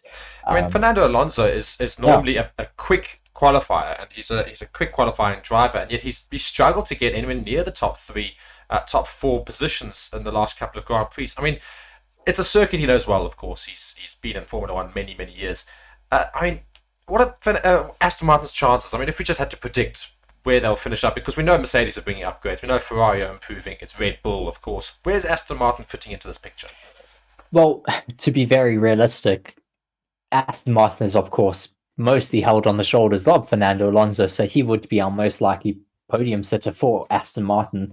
And Alonso hasn't stood on the podium here since 2013, so it's a bit of a tall order for him to get on the podium here, but if anyone's going to make it happen, it is Fernando Alonso. Yeah, and of course, another British team. I mean, we talk about Aston Martin. It is a British team, essentially. It's the British car company, of course. Mercedes are based in Britain. Alpine are based in Britain. Red Bull is run by a British man, Christian Horner. And we've got McLaren. Now, we talk about McLaren. It's also a British brand and things. So lots of British influence here in the British Grand Prix. The orange, I say the orange McLaren. It's brought a special livery for the weekend, a chrome. It's disappointing considering what we thought it would hopefully be, but they're bringing It's not too bad, I don't think. No, but they're bringing the special livery, the chrome and orange livery, for this weekend. I mean, they did very well in terms of Lando Norris, at least last weekend. Do you think they could be like the dark horses of the weekend? McLaren seems to have turned a corner in terms of their pace. Their pace has ridiculously changed. Yes, I mean, at the beginning of the season, they were nowhere, and now they qualifying really well and getting consistent points finishes. So hopefully they'll be able to fight for the podium a bit here. I mean, we saw Lando finishing in P4 with those driver penalties at the end of Austria. But on pure pace, it looks like that he is able to match the Ferraris very soon. Yeah, and what's also interesting is McLaren seem to have found race pace, which is the big thing that they've been struggling for as well. So it's a really cool Grand Prix hopefully going into this, because it could be anybody's race. Of course, Red Bull are still firm favourites, but not by as much of a gap as they have been throughout the season, I think. Yes, it's definitely fallen from what it's used to be. They've become a lot more competitive. I mean, if we look at... you're still talking about McLaren, correct, Mark? Well, just generally, yeah. Yeah, I mean, they definitely have picked up the pace a lot from the beginning of the season to now. I mean, they were finishing pretty much 19th and 20th at the first 3 or 4 races, and now Lando's doing really well. Yeah, so I was just saying, more like all the teams. It's going to be quite a competitive Grand Prix with regards to Red Bull. Still firm favourites, but all the other teams, they're much closer to Red Bull now. So, I mean, how much could Red Bull win by, or is it going to be a slam dunk? I think it's still going to be a slam dunk, unfortunately, Mark. I mean, Red Bull, you say that the other teams are getting closer, but Max was 24 seconds ahead of Leclerc in Austria, and that was, if I'm not mistaken, there was a safety car, wasn't there? Yeah, just right at the beginning of the race, though. Right in the beginning, second lap. Then it would have been maybe a 30-second gap. No, I think it might have added an extra second. But anyway, it's absolutely fine. Red Bull's still a very strong outfit, of course. But let's hope and let's see if anybody else can sort of get anywhere near Max Verstappen in that Red Bull. Of course, they're still competing with Sergio Perez, though. But we'll see what happens this weekend. Now, in other news, Brad Pitt is putting together a movie, an F1-inspired movie called Apex. Everybody's very much looking forward to it. And they've revealed the car ahead of the Silverstone Grand Prix. I mean, it looks incredible if you guys go and have a look on social media or otherwise. I mean, how excited are you about this film? I mean, it's certainly going to be quite exciting to have some filming taking place on a race weekend. It's something we've never seen before. I'm sure the film will be very good. I think Lewis Hamilton is a co-director of the film, so he will be making sure that it does stay true to what motorsports is. So it should be very interesting. I mean, we've seen other movies in the past, like Rush, based on Niki Lauda and James Hunt. That was a brilliant film, but there were just a few little inconsistencies to real life. Hopefully, with Lewis Hamilton being involved, it should stay a lot more true, because I think it is slightly based off of his life story. Yeah. And I mean, we move swiftly on, but yeah, Lewis Hamilton is a co-producer in that film, and he wants to do the sport proud, and he's nervous of what people might think of it, but he wants to try and keep it as true to F1 as possible. So we all look forward to that as it comes, hopefully in the future. And yeah, very much looking forward to that. And as I say, go and have a look at that car. It looks very, very good for what they're trying to do. And gold and black, it certainly looks very, very great. Yes. And now we go on to the F1 calendar has been announced for 2024. And there are going to be 24 races in 2024. The Chinese Grand Prix has returned, and every other race in this season's calendar remains. So we've got 24 races, but it's quite a bit of a different schedule. We see the Japanese and Chinese Grand Prix come right near the beginning of the season rather than near the end, as they always have been. So, I mean, have you seen the schedule? I mean, what do you make of the schedule? I have seen the schedule, and I understand now. I have done a little bit more digging into why they have set up the schedule in the way that they have. It's mostly for logistics. So we start in Bahrain, then we go across to Saudi Arabia, then down to Australia.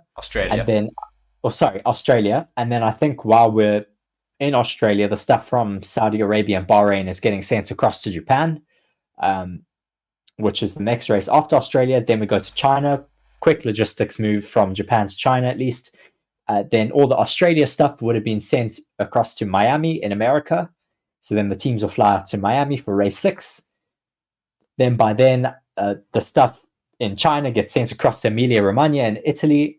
As you can tell already, it's extremely, extremely crazy logistics that get involved in Formula One. So from Emilia-Romagna, Italy, we go across to Monaco, then Canada. So, of course, all the stuff that was in Miami gets sent across to Canada, which is why we jump in continents quite often, because you need to give the logistics time to move from race to race. I mean, we can keep going across the rest of that calendar, but I think you get the gist of it now. I mean, the problem is that with that entire logic with regards to logistics is that it's not really logistical, is it, though? Because if you think about it, we're going Bahrain, Saudi Arabia, then you're having to send stuff to another country completely in advance, and you can't take everything with you. Whereas if you'd start a Grand Prix basically going across the world, you know, in a manner that just basically aligns as it goes across, but wouldn't that be a bit easier?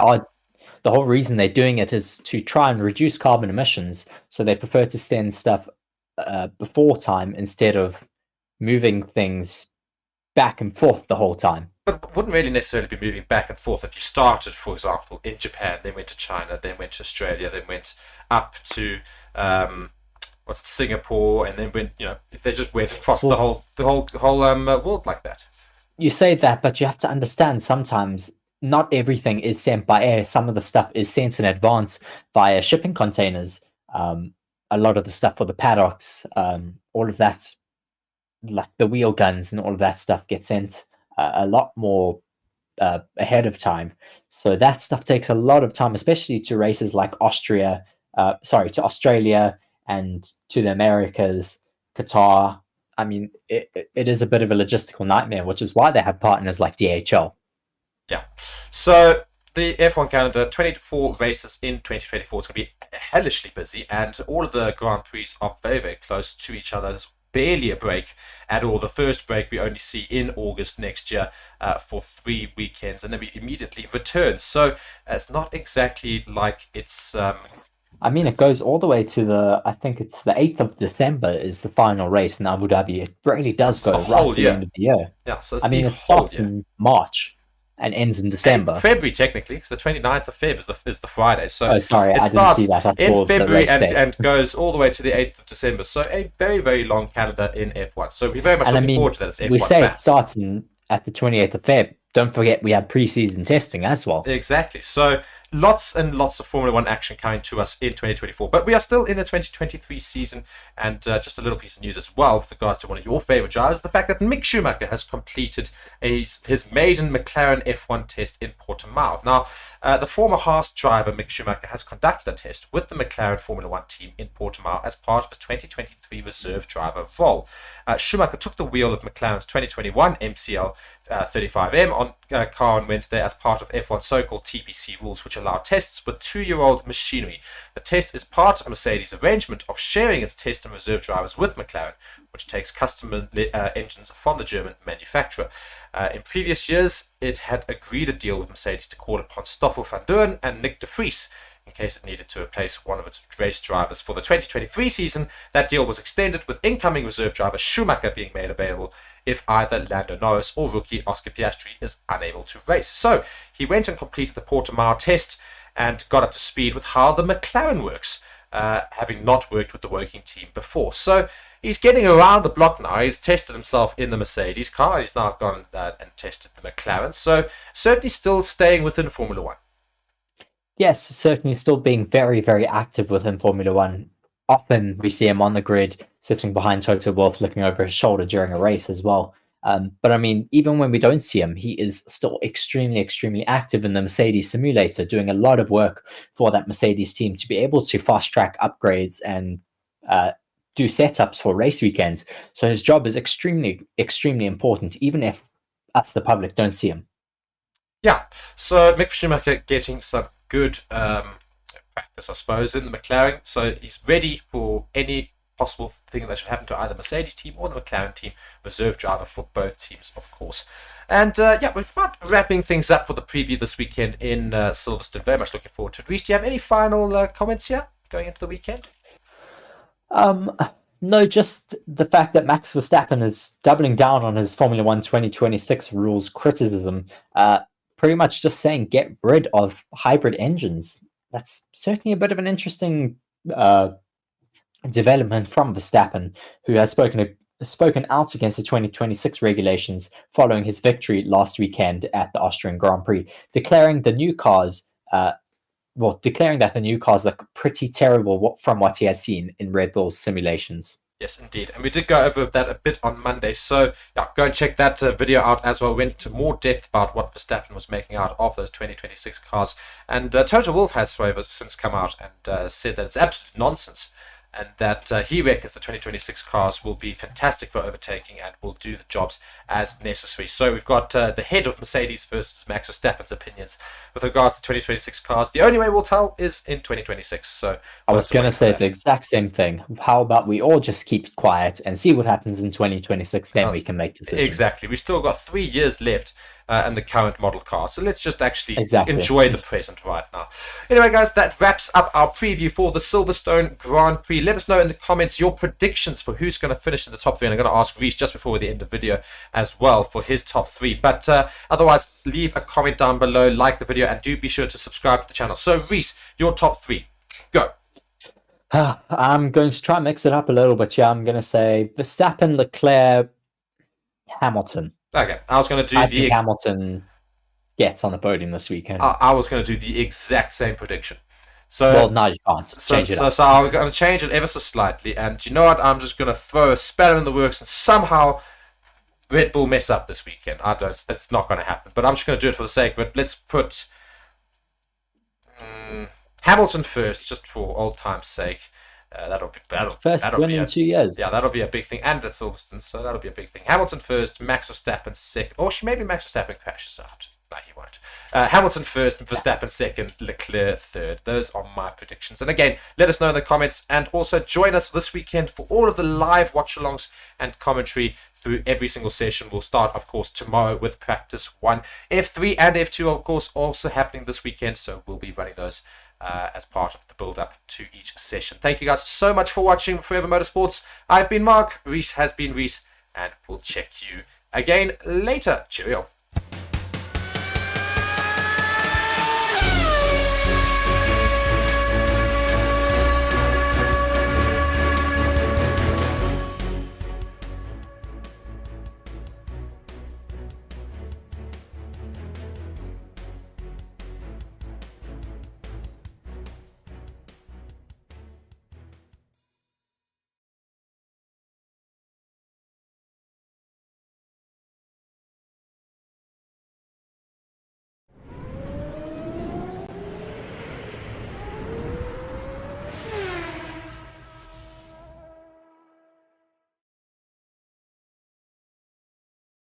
Hello and welcome to Forever Motorsports on Forever Sports for today's guide on how to watch the British Grand Prix. Silverstone this weekend, very interesting to see. Can anybody end Max Verstappen's run and Red Bull's dominance this season? Or are we going to see a bit of an upset, or will it be Red Bull domination as usual? Now, the big question is, how can I watch all the action? Now, the good news is that there is a free broadcaster. In fact, there are 2 free broadcasters which are carrying a feed this weekend. And so there are a couple of easier ways. Now, if you're in Austria or in Belgium, you're going to be okay. Because in Austria, you can watch on ORF.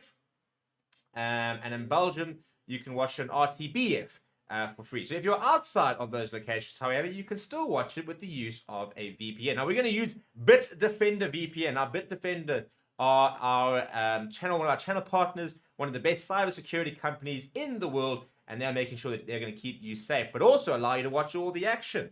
So first things first, you're going to download Bitdefender, and you're going to install it. It's going to look something like this when you do install it. In fact, I'm going to make it so you can see. There we go. And what you're going to do is you're going to go to the location over here. So when you open it up, you're going to go to, that's the dashboard. You're going to go to this part over here, and you're going to go to over here, location, and you're going to search, and you're going to go to Austria, and then you're going to connect. So because I'm currently connected to Austria, I can now stream channels which are available in Austria, such as Service TV. As a result, I can currently watch Cam Smith teeing it up there over there, Live Gold. This is live on Service TV, which is a free-to-air broadcaster. You can create an account. It's that easy, and literally you can watch all the action, all the practices, for example. All of that stuff is being. It's like I've just been lit on fire or something.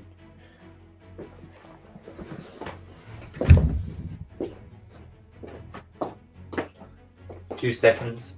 Get water.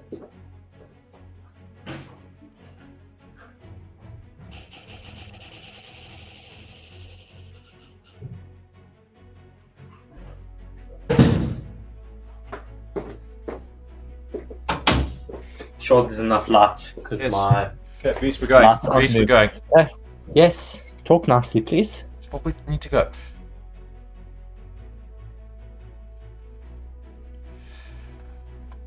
Hello everybody and welcome to Forever Motorsports on Forever Sports for the Practice 3 session which gets going in just about 12 minutes time, I believe. So just gonna go fix my timer, which is just stopped temporarily. Though, not actually 12 minutes, 6 minutes. What am I talking about? I was just reading it a bit older. 6 minutes time, and we are joined by Reese, who is in the stream as well.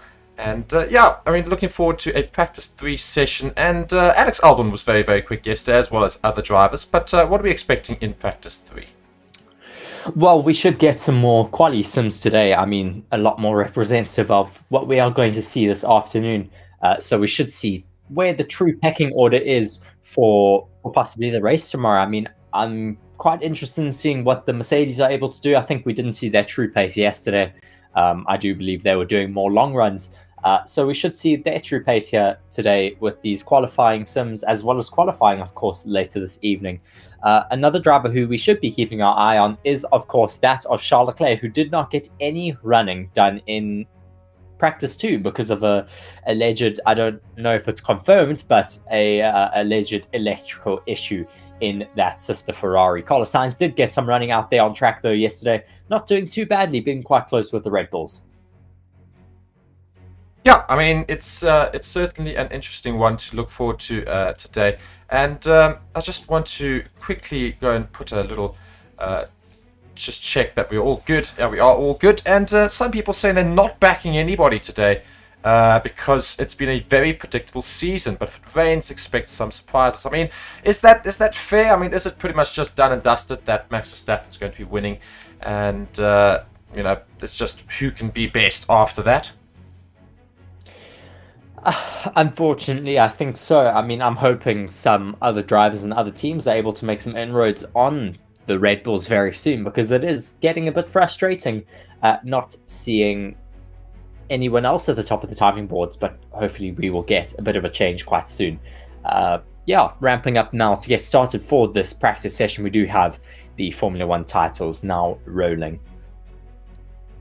And if you guys are joining us, welcome to the stream. Be sure to like the video, subscribe to the channel, and turn on notifications for all future uploads as well.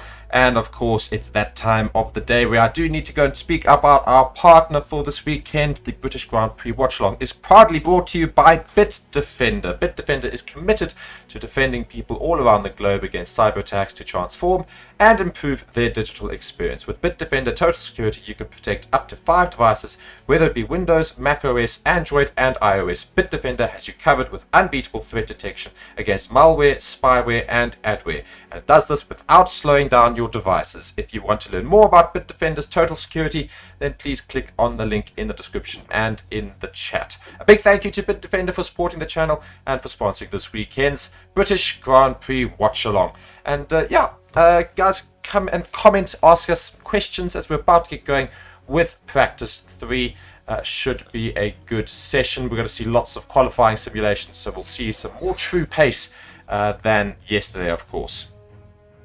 Yes, just some information about this track. We are, of course, in Silverstone at an old Air Force base here that has been turned into a racetrack. The track distance is 5.89 kilometers, 3.6 miles. Full throttle is spent at around 66.5% of this track, and the track lap record is from Lewis Hamilton with a 124.3, and that was set in 2020. I doubt we'll be setting any fast laps like this today, as I do see my biggest fan in the comments there, Taya, just saying hello, Reese. Great to have you back. Yes, I have your favorite sweater on again today. But yes, it should be quite an interesting race here today. We did see the likes of the Williams getting very, very close to the Red Bulls. This track does have 2 massive DRS zones, one in the first sector and then the second one in the very last sector. Top speed at the circuit is 332.6 kilometers an hour for the Yankees, 206.6 miles an hour with 18 turns and an elevation of only 11.3 meters. Not a lot of elevation at all on this track, but still some great racing I'm sure that we will get here. Yeah, and the weather is an interesting one because it's not raining, but the clouds are certainly overhead a little bit, but also seem to be diverting themselves. So I don't think we're going to be having any rain. I'm sure it'll be a dry session again. Not too bad a day here in Britain, so drivers should be able to get decent times. And if that should stay for qualifying, that'll be great for the teams that, of course, want to make sure that they know they've got the quickest car, for example, like Red Bull and maybe even Ferrari. But if we should have some rain join a little bit later, then it's all to play for, or all to race for at least. Yes, I mean, the rain is a great equalizer here. I mean, we've always seen in the past how the rain can really show who the most experienced and the most talented drivers are, because it really does neutralize the cars and pretty much make it a spec race, because it doesn't really matter if your car is strong or not. It's all about your technique and your abilities in the wet. Mariana's joining us as usual from the Netherlands. Great to have you here. TC is saying, good timing, you just finished work. Why are you working on a Saturday? Absolutely horrible. I suppose we're working on a Saturday. Either way, though, great timing to be able to join our stream. Yeah, exactly that. We are very, very close to getting going, just literally 20 seconds away from the half-hour mark, in which case we will start practice 3, provided there's no delays, of course, as was in yesterday's second session. But it looks like we're going to be all good. And a huge crowd is built up here in Silverstone. And we're in store for a great session, which has technically just been given the green flag. Just looking at that weather, there are lots of clouds there. And I think maybe there could be rain later. I mean, it's looking a bit dark in the distance there. But right now it is... Oh, there you go. Risk of rain for the third practice session is 90%. So indeed, those clouds are going to move in a bit quicker than I thought. So probably about halfway through the session, we will have rain. So they're going to try and get out the track as quickly as possible, one imagines, to get some qualifying simulations done. So this could be an interesting session to watch. Yeah, it should be very interesting. I mean, teams will want to get as much running done before that rain possibly does hit, as it says there, 90% chance of rain. I do expect that rain will mostly affect our qualifying session later this afternoon, so be sure not to miss that, because it should be very, very exciting. We do see a lot of work going on, though, on Alex Albon's car. Hopefully that's not too much of an issue. Hopefully they're able to get that car running before the end of the session, as there is a lot of work. It looks like that engine cover is off. Apparently also the floor, I actually don't see the floor being taken off there. I see the floor is still attached. Big work going on. Norris being told immediately, stop the car. Looks like they've forgotten something on the car. Left a fan on the car, left a fan on the rear of the car. So luckily they were able to let him know, and that mechanic is now waving him on yet again. So he will get back out on track.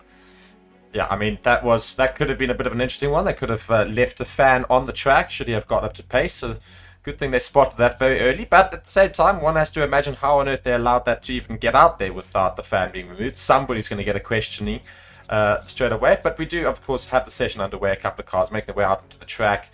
And let's see what times people can put in. Yes, most people going out on a set of mediums. We have Fernando Alonso out straight away on a set of mediums. Let's see what he is able to do. People just asking us, what do you guys think about an extra team 11 in Formula 1? I want to see multiple teams. I want to see 33 cars on the grid like we've had in the past. I want to see as many racing drivers as possible all fighting it out for a championship win. We just want traffic. I don't care. It will make incredible racing. It will be Le Mans-esque. Le Mans obviously having so many drivers and cars involved, and it just makes racing incredible, because they don't even have blue flags in Le Mans. You have to race to be able to lap cars. That's how it should be. I don't like this whole blue flag scenario here where you just get waved out the way. Make it more interesting, make it more difficult. I think that's actually probably quite an easy rule change that Formula 1 could make to make it a bit more interesting. Racing at all costs, all the time. You've got to race. I mean, these are the best racing drivers in the world. They should be able to easily overtake lap drivers. I mean, why not? Well, that's exactly that. So, I think I'd go with that. I think if there's one major rule change the FIA should be making, it's that remove the blue flags. Because just because somebody happens to be last and Alonso, for example, is winning the race and he's going off in first and following up, why should the guy have to not give up his race down in 20th when he's trying to race against 19th and 18th? Why should he have to give up his race to go and say, okay, well, you can get past, it's fine, I won't disrupt your race. You're racing in the same race, you can always disrupt. Just have it out, Max Verstappen needs to get past all these people, you need to make it work, use DRS on them, etc. Do these all fancy things. That's going to make racing a lot better. And also, at least when a team is dominating like Red Bull now, there's still something interesting to watch, because now he's going to go, he's going to start lapping cars now. How is he going to overtake? And you've got to watch him overtake. So, yeah, I fully agree with that. Wheelie Bin, pretty apt name because your opinion's a bit trash. Saying totally stupid idea. Let us know why you think it's a stupid idea, because I think we are just trying to come up with better ways to improve racing, because, I mean, there's not much happening up at the top, so we need to make it a little bit more difficult for these drivers. TC saying he agrees with our idea about the blue flags. I mean, they do it in other formulas. As I said, they do it in the World Endurance Championship at Le Mans, and obviously all the different other tracks that they go to. Why not get rid of the blue flags? It works in other series. Why can it not work in Formula One? We've got the most talented drivers in the world. Work to get past lapped traffic. Yeah, but that's exactly. I mean, Louis makes a good point there. He says the one problem with having to fight lap cars is that teams can create strategic blocks, only fighting certain cars. There's no doubt about that, but that's part of the racing, isn't it? Doesn't that make it interesting? Because then you've got to deliberately get past. Yeah. We saw it in the past, I think, in 2021 with Max Verstappen and Lewis Hamilton. When they were fighting out there, they used Bottas as a roadblock for Verstappen and just held him back. Exactly. I mean, it happens. It happens all the time. It's not necessarily just due to blue flags. It could work for some teams. It could throw a big spanner in the works as well. Yeah. Meanwhile, currently in our session, we've got 55 minutes left of the session. So still just right in the beginning, Max Verstappen has gone round quickest, a 1:28.8. Leclerc at 1:29 dead. Sainz 1:29.04, so just behind his teammate. Perez there in fourth position at 1:29.7. So we're already in the 1:28s with Max Verstappen and the 1:29s with everybody else. Fairly certain we'll see some sub 1:27s today, and already we're seeing a pit lane incident involving car 4. Norris is under investigation, and that's obviously going to be for the fact that they left a fan inside the rear of his car. So yes, that could be considered an unsafe release for that team. So they could either be getting a big fine, or I hope not, but they could be getting a grid penalty. I highly doubt they'll get a grid penalty. It's more likely that they will just give them a fine. We do see Alex Albon now in his car, engine cover back on, and hopefully he will get out onto track very soon, because Albon has just been absolutely rapid in the last few races. It's been so brilliant to see a Williams with some great performances. Yeah, so Williams is certainly a team that we're going to keep our eyes on. Logan Sargent currently out on track, and he's not been doing too badly this weekend. And last weekend, of course, also improved dramatically upon his performances. So let's see how he does this weekend. I'm really hoping he has a decent weekend. It's tough being a rookie in Formula One. So if he can get a little bit of form, that'd be great. Of course, Reese is not. It's especially tough being a rookie in a really bottom team where the car has had little to no development. They finally brought some upgrades now, which is why they are able to have found so much extra pace. But it's nice to see now that Sargent is slowly finding his confidence in this car that does have a bit more pace. Let's see what he's able to do on this current lap that he's on. His 0.2 down on Max Verstappen's time. Not too bad in that first sector. So yeah, sitting around Carlos Sainz's first sector times at the moment, which is brilliant for a Williams. And he's on a set of mediums, might I add. Sainz's time is on a set of softs. Yeah, so that's impressive times there from Max Verstappen and the lot. So let's see how someone asking though. Yeah. Someone saying in the comment section, I heard Williams have a massive budget, so it's good to see them show some pace. I disagree with that. Williams don't have a massive budget. Everyone is confined to the same budget. Williams, however, do have a massive amount of aero testing time in the wind tunnels. Because of them finishing so far back in the constructors, they are allowed a larger amount of time in the wind tunnels compared to the top teams, because it does work on a sliding scale. The teams at the bottom get times, and the teams all the way at the top get less time. I mean, that's why Red Bull have the least amounts of wind tunnel testing time this season, obviously added to the fact that they do have that penalty for breaching the cost cap. But they don't have a big budget at Williams, because everyone has the same amount of budget now in Formula One with this cost cap that has been introduced. Now, we're following on board with George Russell, who yesterday we didn't see any soft tyre runs from either Mercedes, and now we're seeing both of them, George Russell and Hamilton, on soft tyres. So let's see how quickly they can go. Russell is already 0.02 seconds behind Verstappen. Mind you, Verstappen's time was set on mediums, and and George Russell is on softs, of course. But let's see how the Mercedes can do, and I think we're finally going to see how these upgrades fare for this weekend, Gasly of course. putting in a good lap, putting himself into 4th now ahead of Sergio Perez, as Norris now moves up into P4. This track is clearly evolving quite quickly already here today, so we should see these times falling quite quickly. I think drivers are also just trying to get out and put in some good laps before we do see this rain moving in, as those times are moving ever so closer towards the track. Indeed, and just carry on the conversation in the comments if you guys wish, and answer on the poll there. Should F1 remove the blue flags? And me and Reese are of the opinion they should. Reasons for is because it creates interesting racing. Then people have still got to actually fight. You know, if you want to be so quick, then prove that you're quick and overtake the cars that are slow. You've got to be able to overtake them, show that you're not just a quick driver, that you're a racer as well. That's my opinion. I think that's Reese's opinion as well. Some people saying no, they shouldn't, because it's going to infringe on the race, and otherwise people can create strategies to prevent other teams from winning. But personally, I feel that it just adds to the atmosphere and the fun and entertaining side of F1. Hamilton and Russell have just crossed the line. Hamilton a 128.96, so just 0.1 seconds behind Max Verstappen. Max Verstappen, though, on medium tyres. Good to see Mick Schumacher in the pits at the moment in Mercedes. Very surprised to actually see him here at the track at the moment. He had a very, very late night last night. He only left Brackley and the simulator at Brackley for Mercedes at 2 a.m. this morning. I mean, he put in a good 6 hours in the sim last night to try to find a little bit more pace for that Mercedes. And you know, when I talk about home circuits here, you can just see the Aston Martin F1 factory is 0.5 miles, 0.8 kilometers from the main entrance of the Silverstone circuit. Doesn't that just tell you how this track just represents so many of the tracks that are here?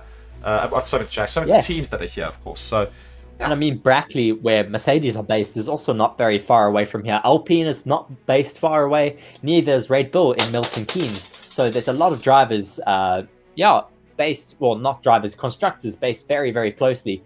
Just going back onto a comment from Rod Shepherd, just saying, as a Williams man, great comment, Reese. Thank you for that, but I'm sure you must be very, very happy to see Williams finding a lot more pace out here. Let me know how you think, or what you think about the fact that the Williams are able to have found a bit more pace out on track this weekend and in the past few races.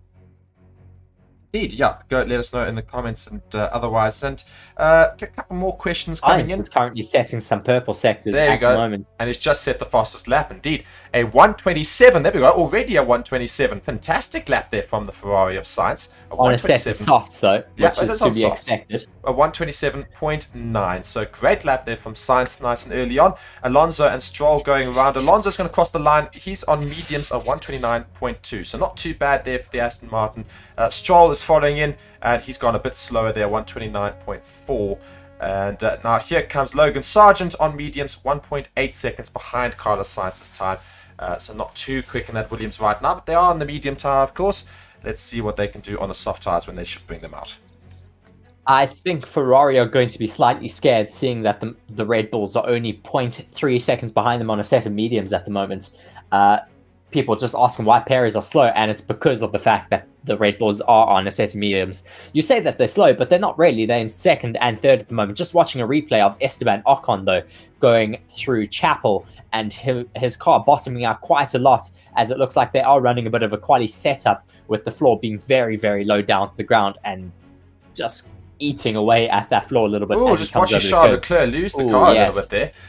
Just bit of understeer there coming towards the apex and just having to bail out a little bit, unfortunately, for Charles Leclerc. Indeed, and Max Verstappen's now made his way back into the pits. One imagines they're going to swap onto the soft tyre compound, and that's going to be very interesting to watch how much quicker they are than the Ferrari of Carlos Sainz. Though, matching Sainz's first sector to the millisecond mark. Yeah, so we're going to follow Leclerc. Let's see if he can beat his teammate. It's looking like a good fast lap attempt here. So coming towards the end of Sector 2 in just about 15 seconds time. Let's see what sort of times he can put in. And otherwise, keep it going in the comments. Keep asking us questions. Let us know where you're joining us from. It's great to have more than 400 of you here. Let's keep that number growing. Yes, please do tell your dogs, your grandmothers, your grandfathers to come and tune into our stream. Yeah, great to have all of you alongside with us. We're certainly aiming for another great Oh my weekend. word, we've got overtaking That basically was happening very, right very now. close between the McLaren, yes, Yeah. and the AlphaTauri. No, it's our Haas, actually. They're trying to race again. Yeah, it's Hulkenberg, and I don't know who's behind him. Lando, maybe. But yeah, very interesting that we started basically I think they're both on hot laps, I think is half the issue here. Leclerc now crossing the line. He's gone slower than his teammate by 0.1 seconds, but he does move himself into second position. Max Verstappen still in the pits, so is Russell. Norris also in the pits. So it's actually Piastri, I think, that is currently fighting with that Haas. Just watching that replay now of Kevin Magnussen. He's got bottoming out quite a lot in parts of the track that you can just see, oh my word, lots of scraping on the bottom there, so hopefully not too much damage to the car. Yeah, we do see, we saw the Alpine also bottoming out quite a bit. As I said, everyone is running their quali setups now, just trying to find the perfect setup before qualifying later this evening.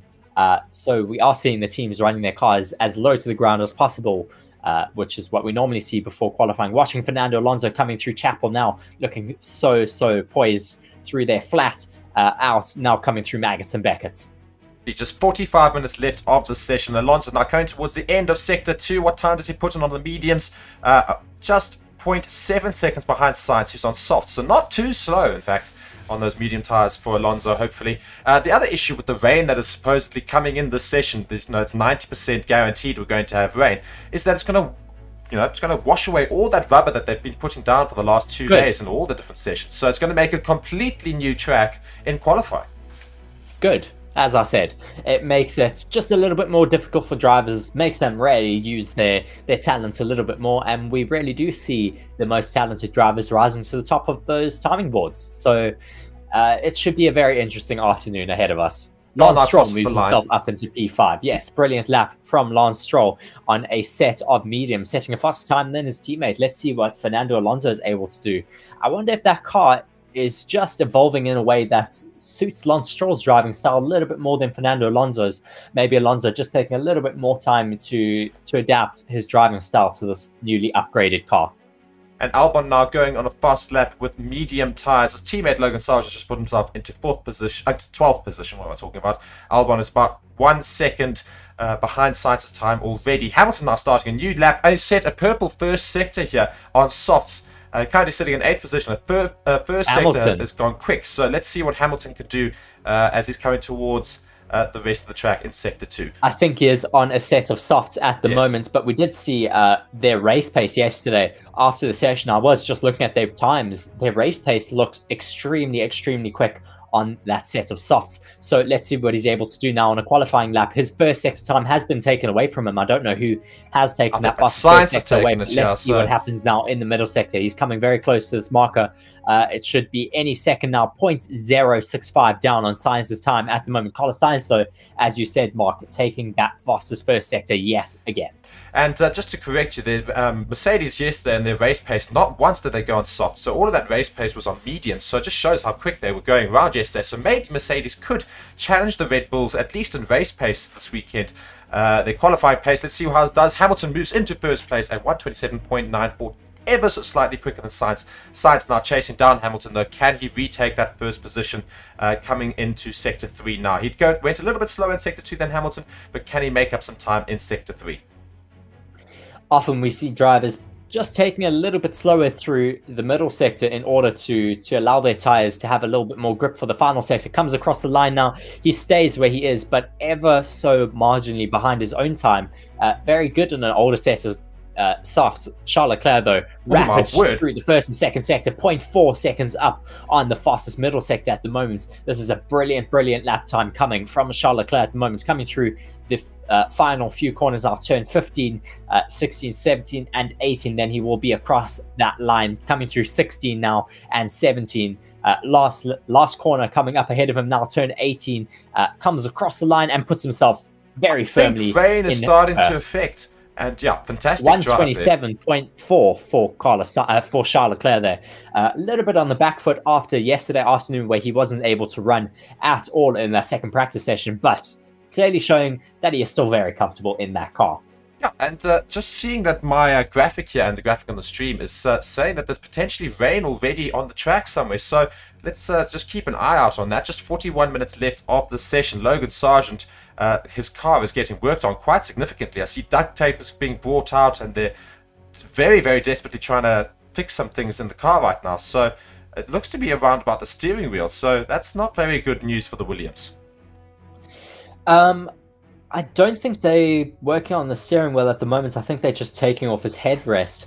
And it did look like they were touching the steering wheel, but I think it was just them trying to take that headrest off. But hopefully it's all alright. Hopefully he'll get running out there again very soon. Someone just asking, William Russell asking, a big question, supposedly, who is the greatest of all time in Formula One? It's between, well, in his opinion, it's between Hamilton, Schumacher, and Senna. I think just for fun, let's throw Verstappen in there as well, as he is certainly in his greatest era at the moment, currently going on to do his third World Championship. Piastri noting on the radio that he has seen lightning into, I think he said, turn 3.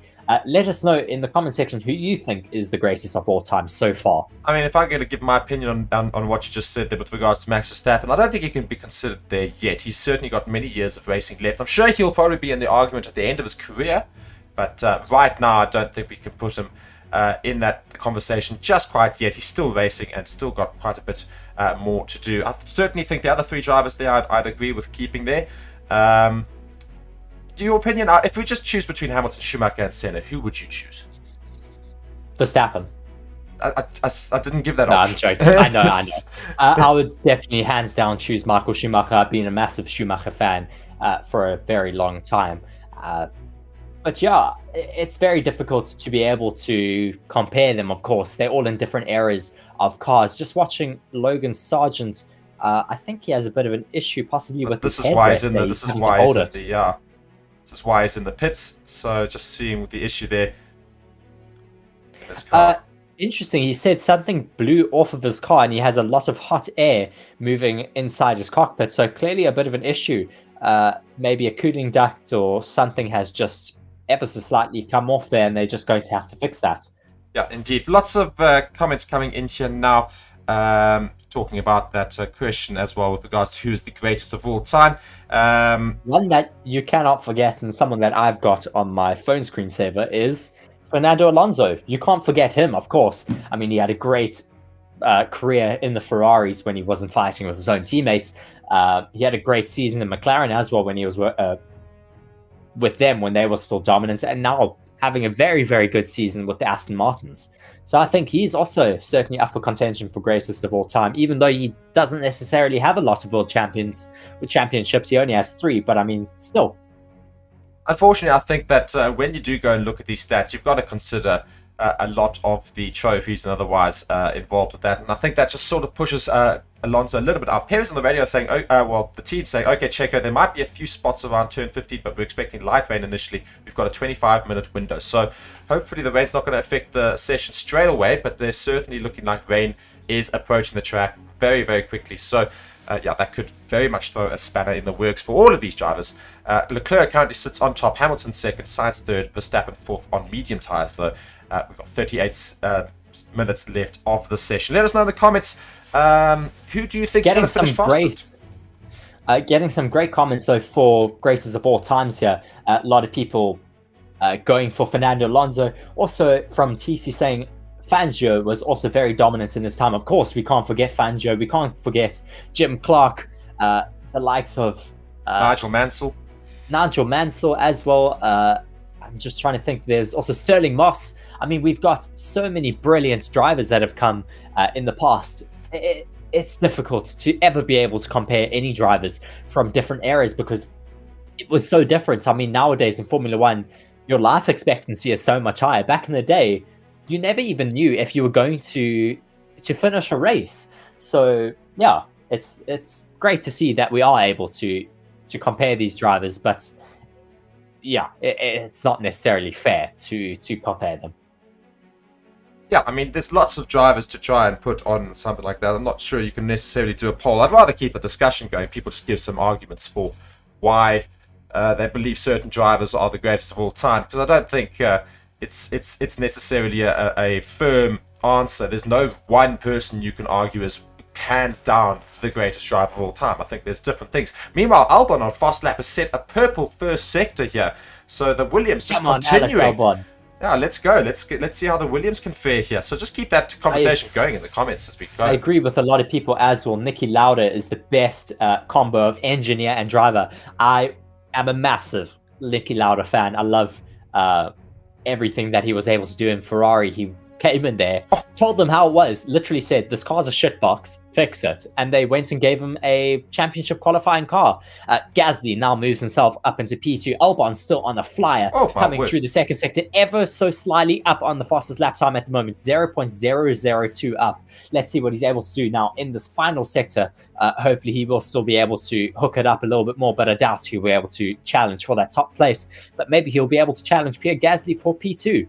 And Alonso's also on flyer right now, so let's keep an eye on him. But Albon now approaching the final corner, and he goes over, and he just misses out on the fastest lap. Just went a little bit slower in Sector 3. Alonso, though, ever so slightly behind Leclerc. Can he make up some time in Sector 3 to get ahead of that Ferrari and move himself into that first position with just 35 minutes left in the practice session?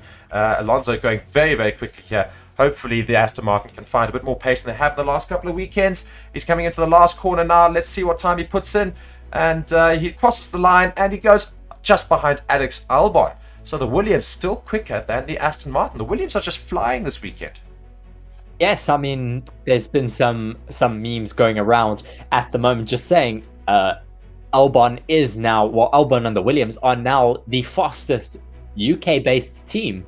I mean, obviously without Red Bull. But yeah, it's brilliant to see them finding some great pace out there. We do see, though, that apparently there is some rain falling in around turn 15. The track has determined that it is now a wet track. So the FIA have determined that it is now a wet track, which I think means that DRS gets turned off a little bit from now. Yes, it does. Yeah, it does get turned off. Logan Sargent's DRS was still open there, so I'm sure that it's no longer going to be opening for most people. I think DRS will now be closed.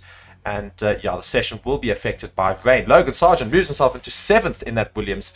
So again, not a bad time, but could have probably gone quicker. His teammate Alex Albon right up in the thick of it. Stroll goes over relatively slowly at 1.2 seconds behind Charles Leclerc. So not a great lap time there at all from the Aston Martin driver.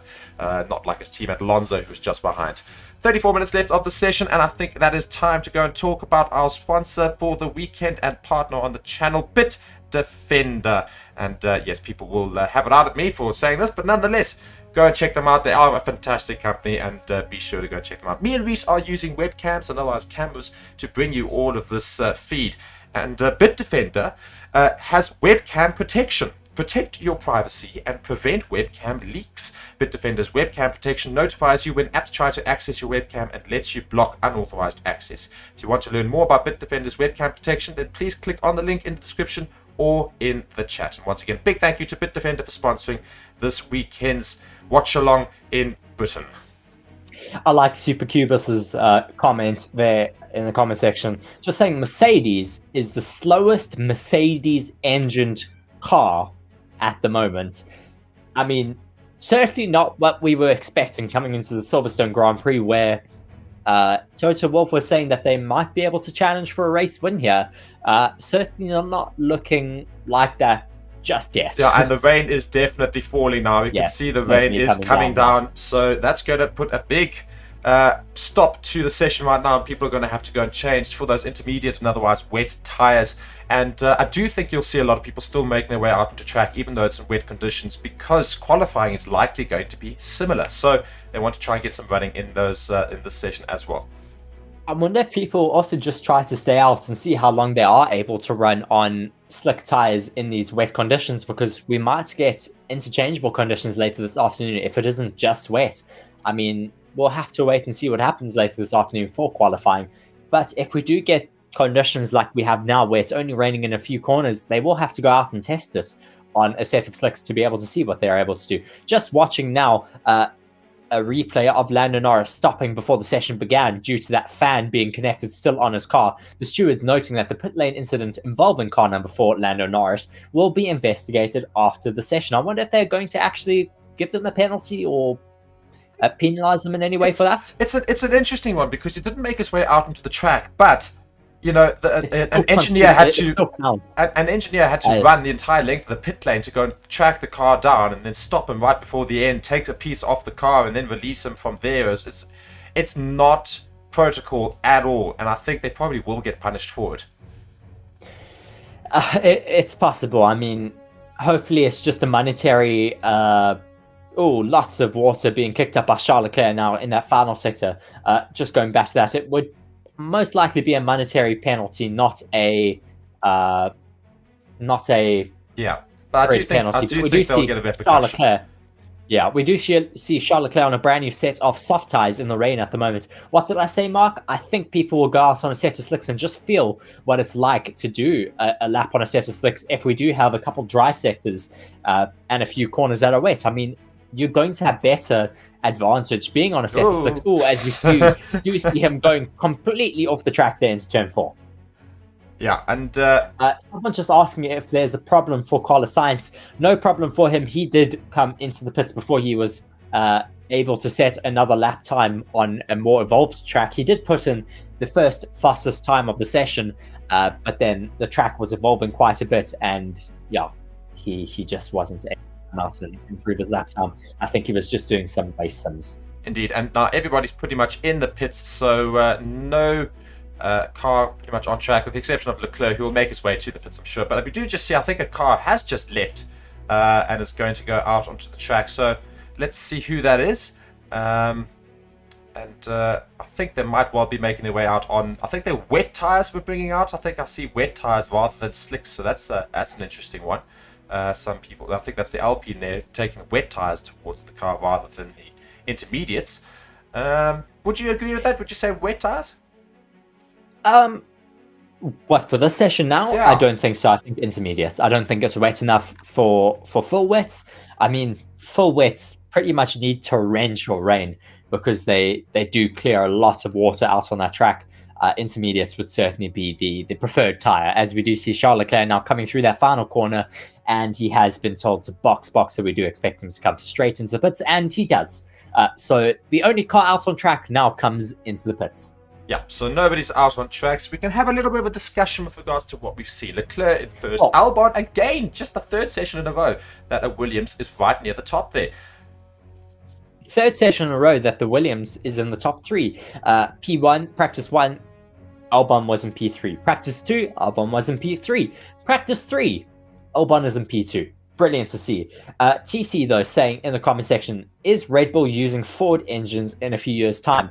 No, they will not be using Ford engines. They will be partnering with Ford, and Ford will be helping them with their energy recovery units, so their ERS systems and their battery systems. They will not have anything to do with the engines, though, purely to do with the electronics and the electric engines and electric recovery. Lots of questions at the moment about that 11th team that will possibly be joining. Audi for sure are joining, as the covert says, but Cadillac is also in talks at the moment. Cadillac and I'm trying to remember who they were in talks with. Don't say ugh. I just want to see another team on the grid. Yeah, but no. I don't want Cadillac. No, man. What is that? I mean, I know it sounds like, I know America's getting involved in Formula 1 for the first time, but let's be honest, Formula 1 has prestigious teams. We don't want Cadillac. That's just... Why not? No. I don't see why not. No, I don't want Cadillac. Get somebody else. This, like, Corvette would be cool. Something like that would be fun. I don't want Cadillac. That just sounds boring. Cadillac make SUVs.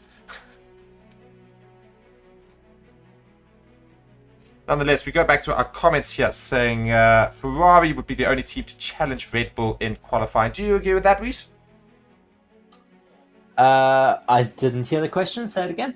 I said Ferrari being the only team to challenge Red Bull in the qualifying session. That's what somebody's comment is. Do you agree with that? At the moment, I think the Ferraris are going to be the closest to the Red Bulls, but yeah, we'll have to see what happens. Kareem saying bring back Toyota. I agree with Kareem. It would be great to see Toyota back in Formula 1, but I don't think they would be coming back anytime soon.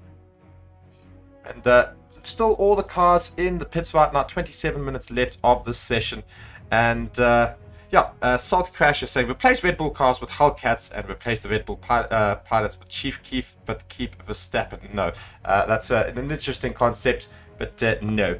And let's see, now a car is making their way out on the track. Norris is making his way out onto the track. So let's see how he fares on those intermediate tires, and let's see what sort of times get put in. Of course, I don't think we're going to see any of those times drop now. The 1:27.4 will probably be the quickest time in the session from Charles Leclerc. So Albon will probably finish the third session in second position, as we are now having some inter-runs. The first, of course, the Chrome car, well, Chrome-ish livery from McLaren. Lando Norris is on his outlap, and other cars seem to be gearing up to get out as well. The COVID just commenting there saying Toyota may never come back. It was really bad for the finances.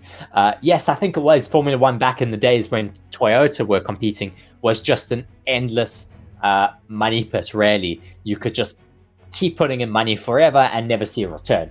I think maybe nowadays it is a little bit more possible to get them back with the cost cap era, but we'll have to see. I mean, we also have people saying, I was trying to remember who it was that Cadillac are wanting to partner with to get into Formula One. It's Andretti Motorsport being a very big team. I think in IndyCar, they are quite a large team. I think they also have a NASCAR team, if I'm not mistaken. It would be good to have them moving into Formula One, but we want to see more teams. I don't care who the manufacturers are that are involved. I just want to see more teams competing on the grid. 25 minutes left of the session. Lando Norris and Carlos Sainz and Logan Sargent are the ones on track. So is Piastri now. So Lando Norris starting, I think, what is going to be the first lap on these inters now. As he comes down that main start, finish straight. And let's follow his time here as he's in Sector 1. And I'm sure it'll be quite a bit slower. The quickest time in Sector 1 so far was from Charles Leclerc at 28.1 seconds. And Norris on the radio saying, yeah, surprisingly not that bad anyway. I would say just turn 7, probably the wettest. Yeah, it doesn't look too wet out there on track. I mean, it's just raining through that one sector. As Lando Norris says, there's a little bit of spray as he comes in the first part of that final few corners. But it's not too bad. I think you could maybe be able to go out on a set of slicks. But it does get a little bit difficult when you do go through those sectors that are a lot of standing water.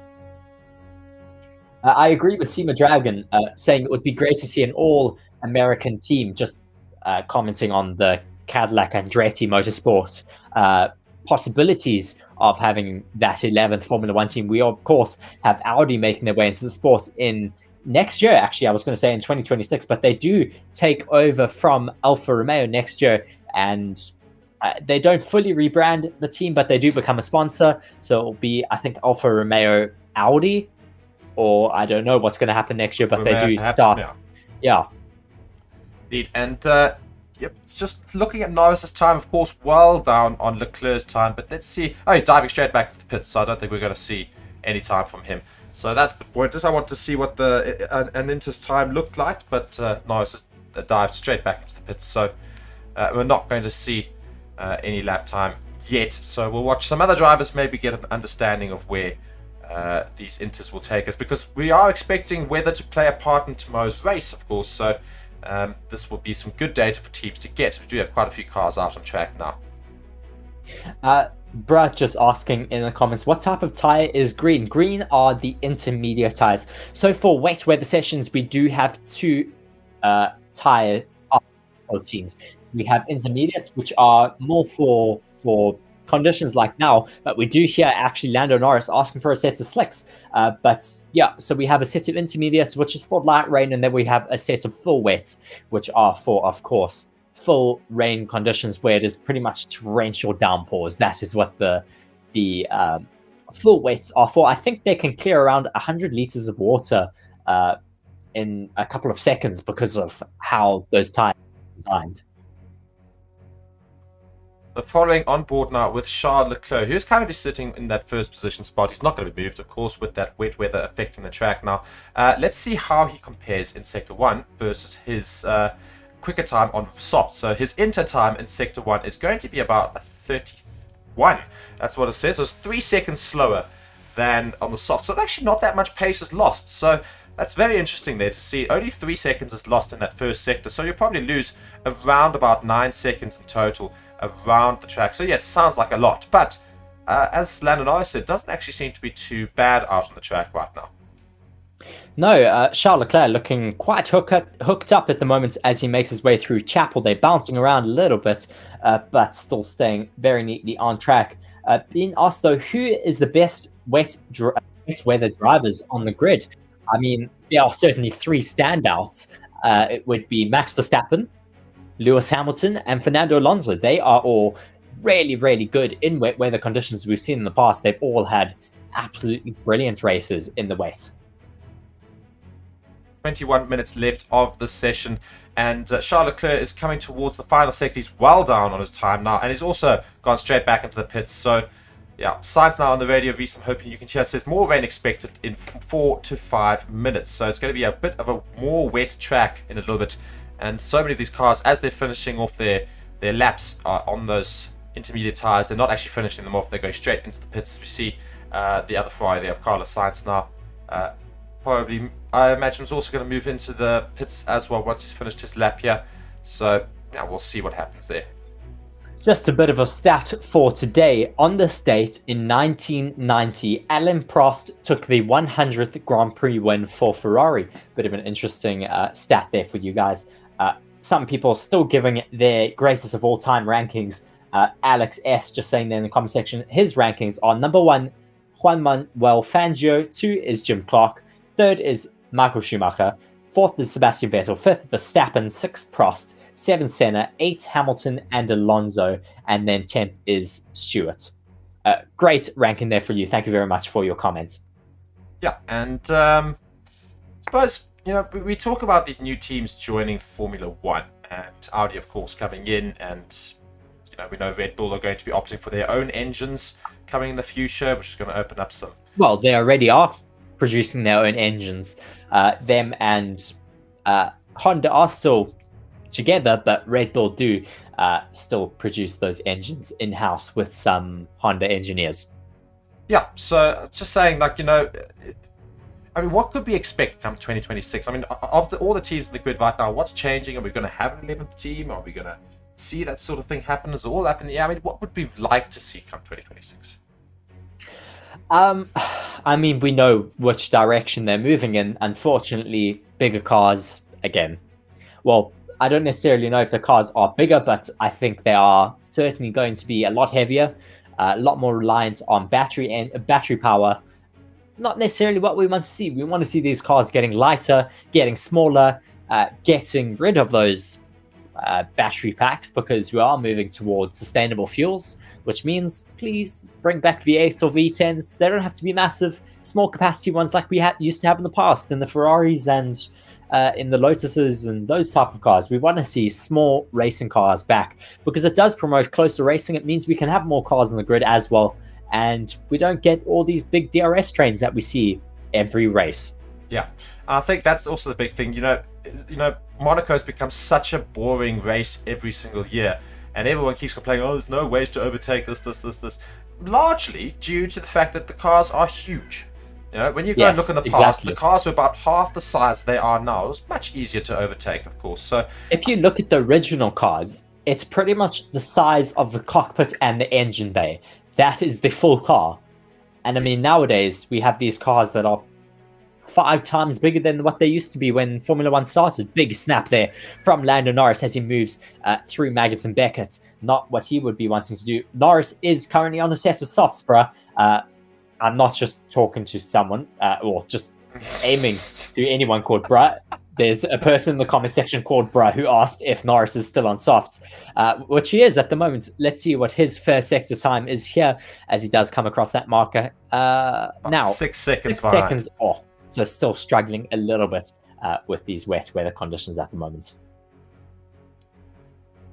And if you guys are looking for a way to watch this session right now, and also other sessions on in the weekend, be sure to go and check the link in the description. Ooh, Ocon and Norris are having a little bit of a fight with each other here. Ocon on a set of inters, Norris on a set of softs. So I think Norris is just really struggling to keep that momentum up to be able to stay ahead of the Alpine there. We do see the rain is still falling, but yeah, good to see cars still out on track nonetheless. We have Tsunoda, Norris, Magnussen, Ocon, and Bottas out on track at the moment.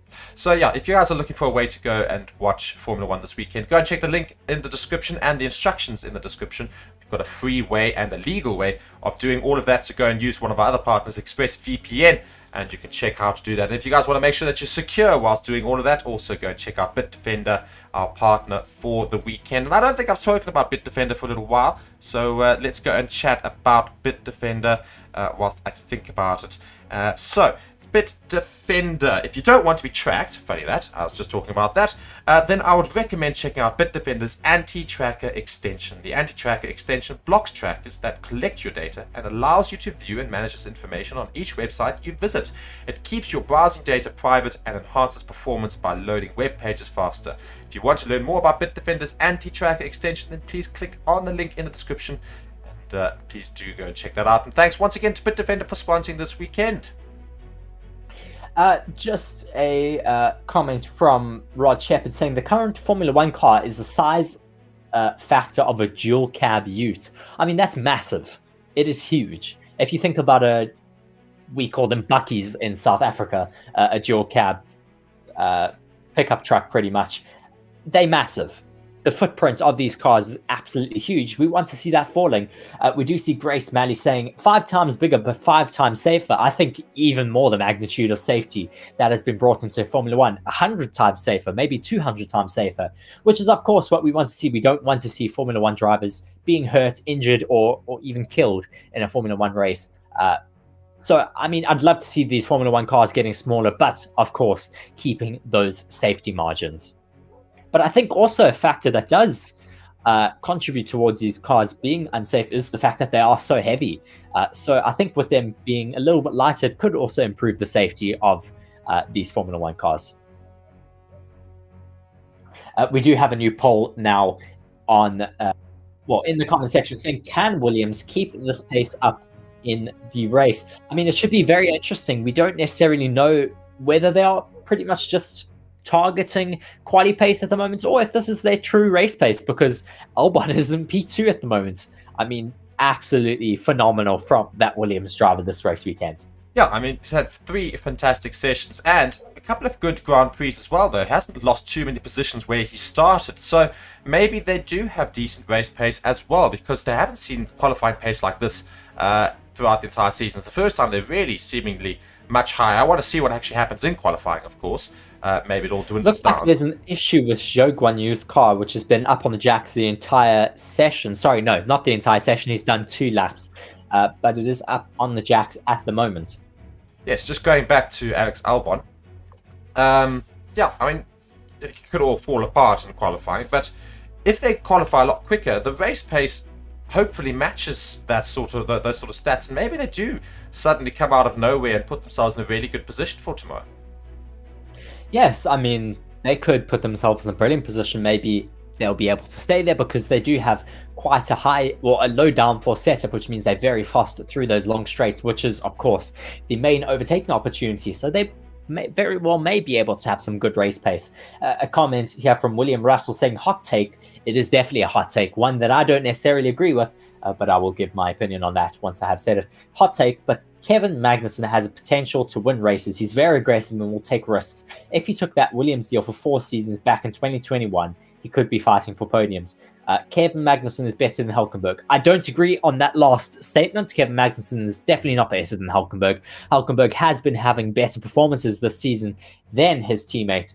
Kevin Magnussen has just been completely outperformed by his teammate this year. Not today. We do see Magnussen is ahead of Hülkenberg in this session, but pretty much every other session this season, we've seen Hülkenberg outperforming Kevin Magnussen. Yeah, and we're getting towards the latter end of the session. Everyone's still on those inter-tires, so you're not going to see those lap times change. So we didn't get to see the Red Bulls go on a soft tyre run in this session. So, yeah, we don't actually know how much quicker they could be in qualifying later. I'm sure they will still go quickest, but it's certainly going to be an interesting one. They don't actually know how quickly they could get round. Just being asked, what time is qualifying later this afternoon? Qualifying is at 3 p.m. track time 4 p.m. South Africa time, which is where we are at the moment. But yes, please do be sure to tune in for that. It is in just under 3 hours. Indeed. And if you guys are new on the channel, be sure to hit that subscribe button, like the video, and turn on notifications to be notified about all future videos as well. We're going to go straight into the qualifying stream after this session ends. And we'll just review the session as it was. And then we'll leave you with F2, actually, because it's going to be the F2 sprint. And we'll leave you with the tracker for that, as well as starting our build-up package. You guys can enjoy what we do during the week before we go into a Grand Prix, where we go and race around the circuit as well. So be sure to go and check that out. ND asking, do you like the night races? I'll give this across to you first, Mark. What do you think of night races? I love the night races. Absolutely love them. Yes. I agree. I really do enjoy the night races, especially like Saudi Arabia, Abu Dhabi. I'm really, really looking forward to the Las Vegas night race. That's going to be very, very exciting. The covert saying it is, must be very disorientating for all the drivers. I'm sure it is, but they do get used to driving under the fake lights. Also in Singapore, that's one of my absolute favorite night races. Always brings some great drama. Paul Woodward just asking, is the rain forecast to continue for qualifying? I think it is. These clouds do look like they are going to stay for quite a while. Hopefully we'll get some conditions like we have right now. We do have a Red Bull out on track. I think it is Verstappen at the moment who we are following. Yes, it is. He's out on a set of intermediates at the moment. Let's see what that Red Bull is able to do. There's 10 minutes left of the session. So yeah, Max Verstappen is out. And he is on intermediate tires, eh? Reese is just going to confirm. Yes, he is on inters. So, I mean, we're not really going to know the sort of times that can be put in. Charles Leclerc's just done a 1:42 over there in the Ferrari. So we don't know if that's a representative time. It looks about right for the inters time. So let's see how Max Verstappen compares to that. So 1:42.7 is what Leclerc did. Verstappen saying tires would be good for 2 laps in these conditions. Just one. Max not agreeing and saying just one would be what they'd be able to do. I think he's talking about a quali lap. Rod Shepard just saying, great job, Mark and Reese. Your enthusiasm shines through. Very infectious. Thank you very much for that comment. That really does mean a lot for us. We've only been doing this for about a year, so very glad to have all of you watching alongside with us. Great to have a lot of repeat watchers coming onto all of our streams. Great to see you, and we're getting to know your names, and we do recognize you when you do comment in that comment section. And please don't feel offended if we don't read your comment, or otherwise don't get back to you. There's lots of comments. There are lots of them. We do need to also do what we're mainly here to do, which is, of course, talk us through and watch along the Formula 1 sessions. But nonetheless, yeah, great to have you all here. Leclerc on the radio saying, my front left is quite gone already, but anyway, we'll try. And they're saying understood. So these tires really not lasting, apparently, as Pirelli said they wouldn't. They said they said tire degradation on this track is unbelievable with the current tires. Yes, I mean, we've seen in the past how tires have popped here. We saw one yesterday. I'm trying to remember which car it was. Was it a Williams that tire popped on yesterday? AlphaTauri, I think. AlphaTauri, yes, it was. Sorry, it was Nick de Vries, who also hasn't really been much of a talking point in this session. He is up in I think it's P11 there. P11 at the moment. Not too bad from Nick de Vries after his dismal day yesterday. They seem to have found a little bit more pace with all of those upgrades on their car. Larry just saying a good morning there with the sunshine and a happy face. Well, there's no sunshine in Silverstone. It's currently wet and rainy. So no it's sunshine. Very sunny though out in South Africa at the moment. So maybe we should get a Formula 1 race in South Africa. Go and spam all the Formula 1 accounts and tell them that we need a South African Grand Prix. Indeed. And I just see there Max Verstappen has gone round quicker than Leclerc. Leclerc's time is a 1:42.7. Max Verstappen's a 1:41.3. I think it was a 1:41.1. Sorry. So, yeah, much quicker than the Ferrari that was Max Verstappen. Of course, they did say only 1 lap that he'd be able to do on these inters. So, clearly a very low fuel run, or otherwise these tyres would not last very long during a qualifying attempt.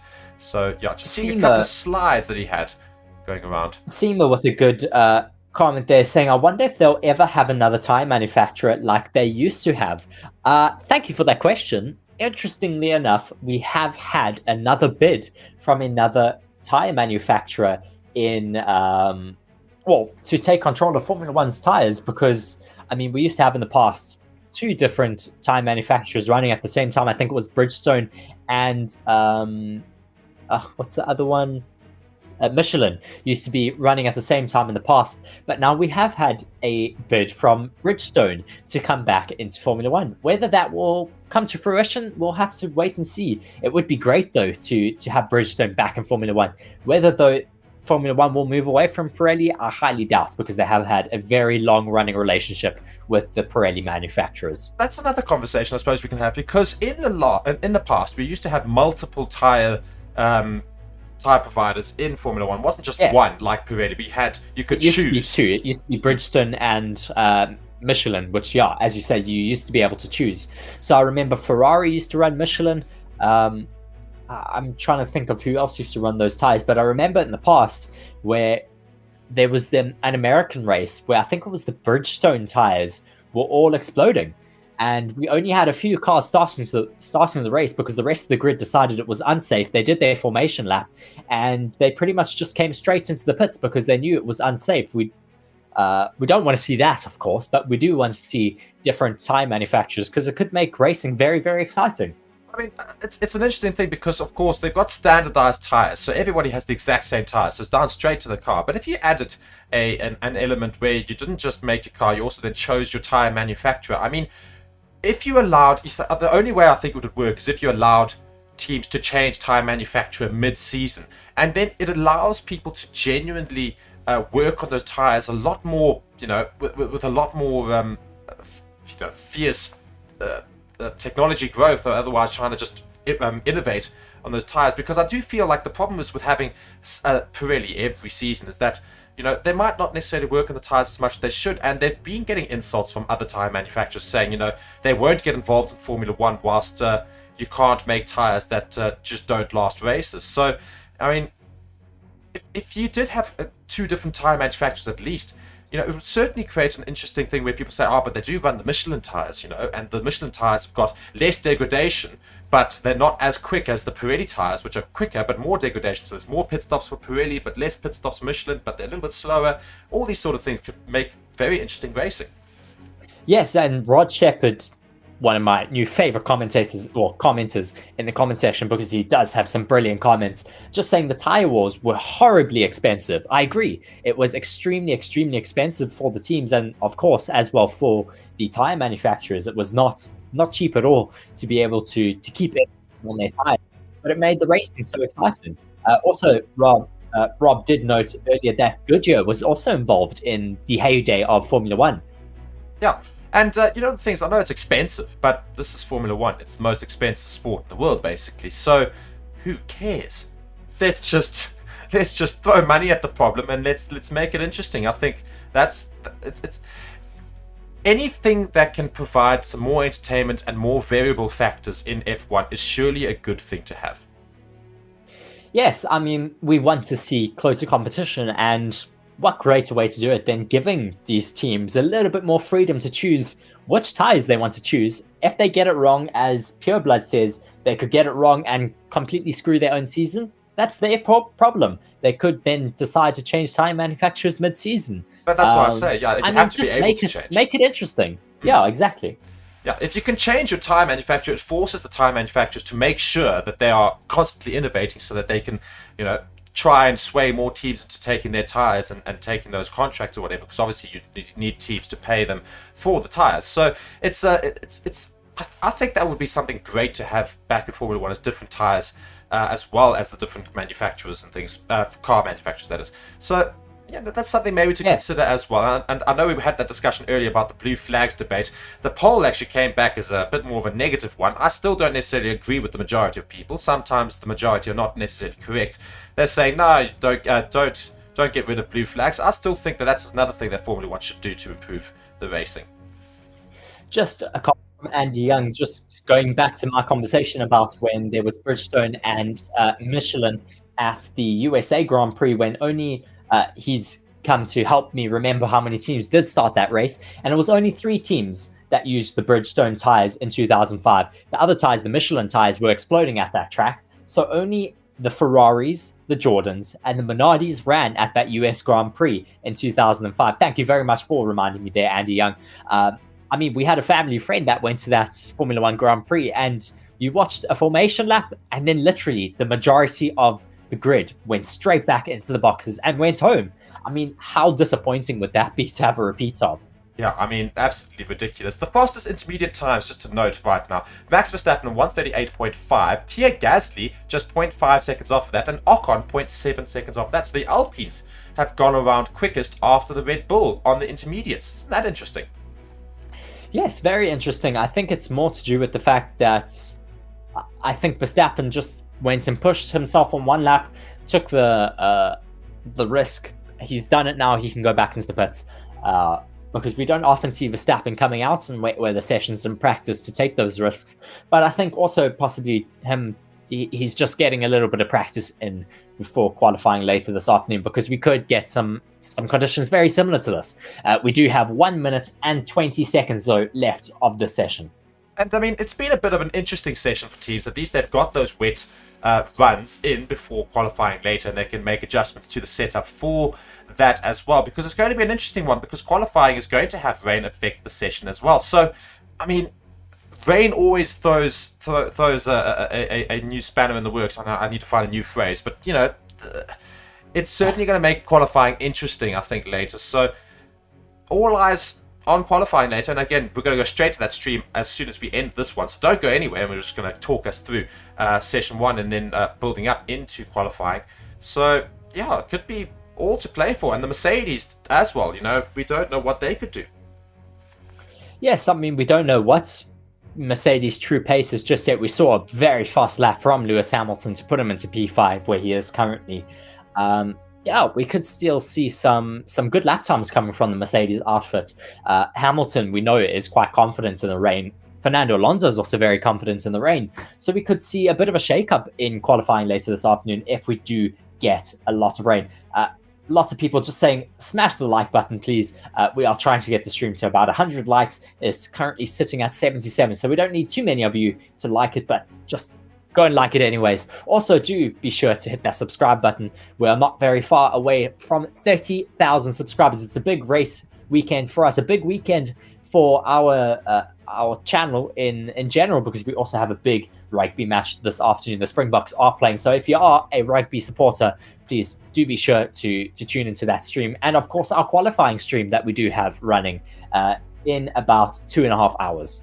Yeah, the qualifying stream will build up into it, and we're going to show you some build-up content as well. You can go see our shows that we do every week, our Monday show, our preview show. We're also going to show you our gaming stream. You can enjoy some of that as well, and just go see how useless we are when we attempt this track. And we had a very interesting race. Not me. Not for yourself, Mark. Hey, I wasn't too far away. I lost a long time on intermediate tires. It wasn't my fault. Yeah. I mean, I went around on intermediate tires for most of the race, and my tire degradation was sitting at 99% at the end of the race, but somehow I managed to get there. Sounds like a you issue. Yes. So be sure to go check that out. Meanwhile, our practice 3 session has now officially ended. Hamilton is going to cross the line as pretty much our last driver to complete a fast lap on those inters, and he's still a little bit way off of Verstappen's time, about 1.5 seconds in terms of the intermediate time. So Inter's not necessarily suiting the Mercedes car, but that brings us to the end of I think practice he's also 3. been running them for quite some time now, so I think that's also possibly why. We did have a yellow flag for 1 second, but it has been returned to green. I mean, an interesting session. We didn't get a lot of dry tire running. A lot of people quite concerned about the Red Bulls, maybe a bit optimistic that other teams are able to get ahead of them, but Red Bull not setting a representative time on softs, whereas everyone else did. Red Bull only set a fast lap time on a set of mediums. Yeah, so we don't quite know what Red Bull's going to do later. I'm sure they will still go around quickest, but Williams once again in the top 3. I mean, unbelievable.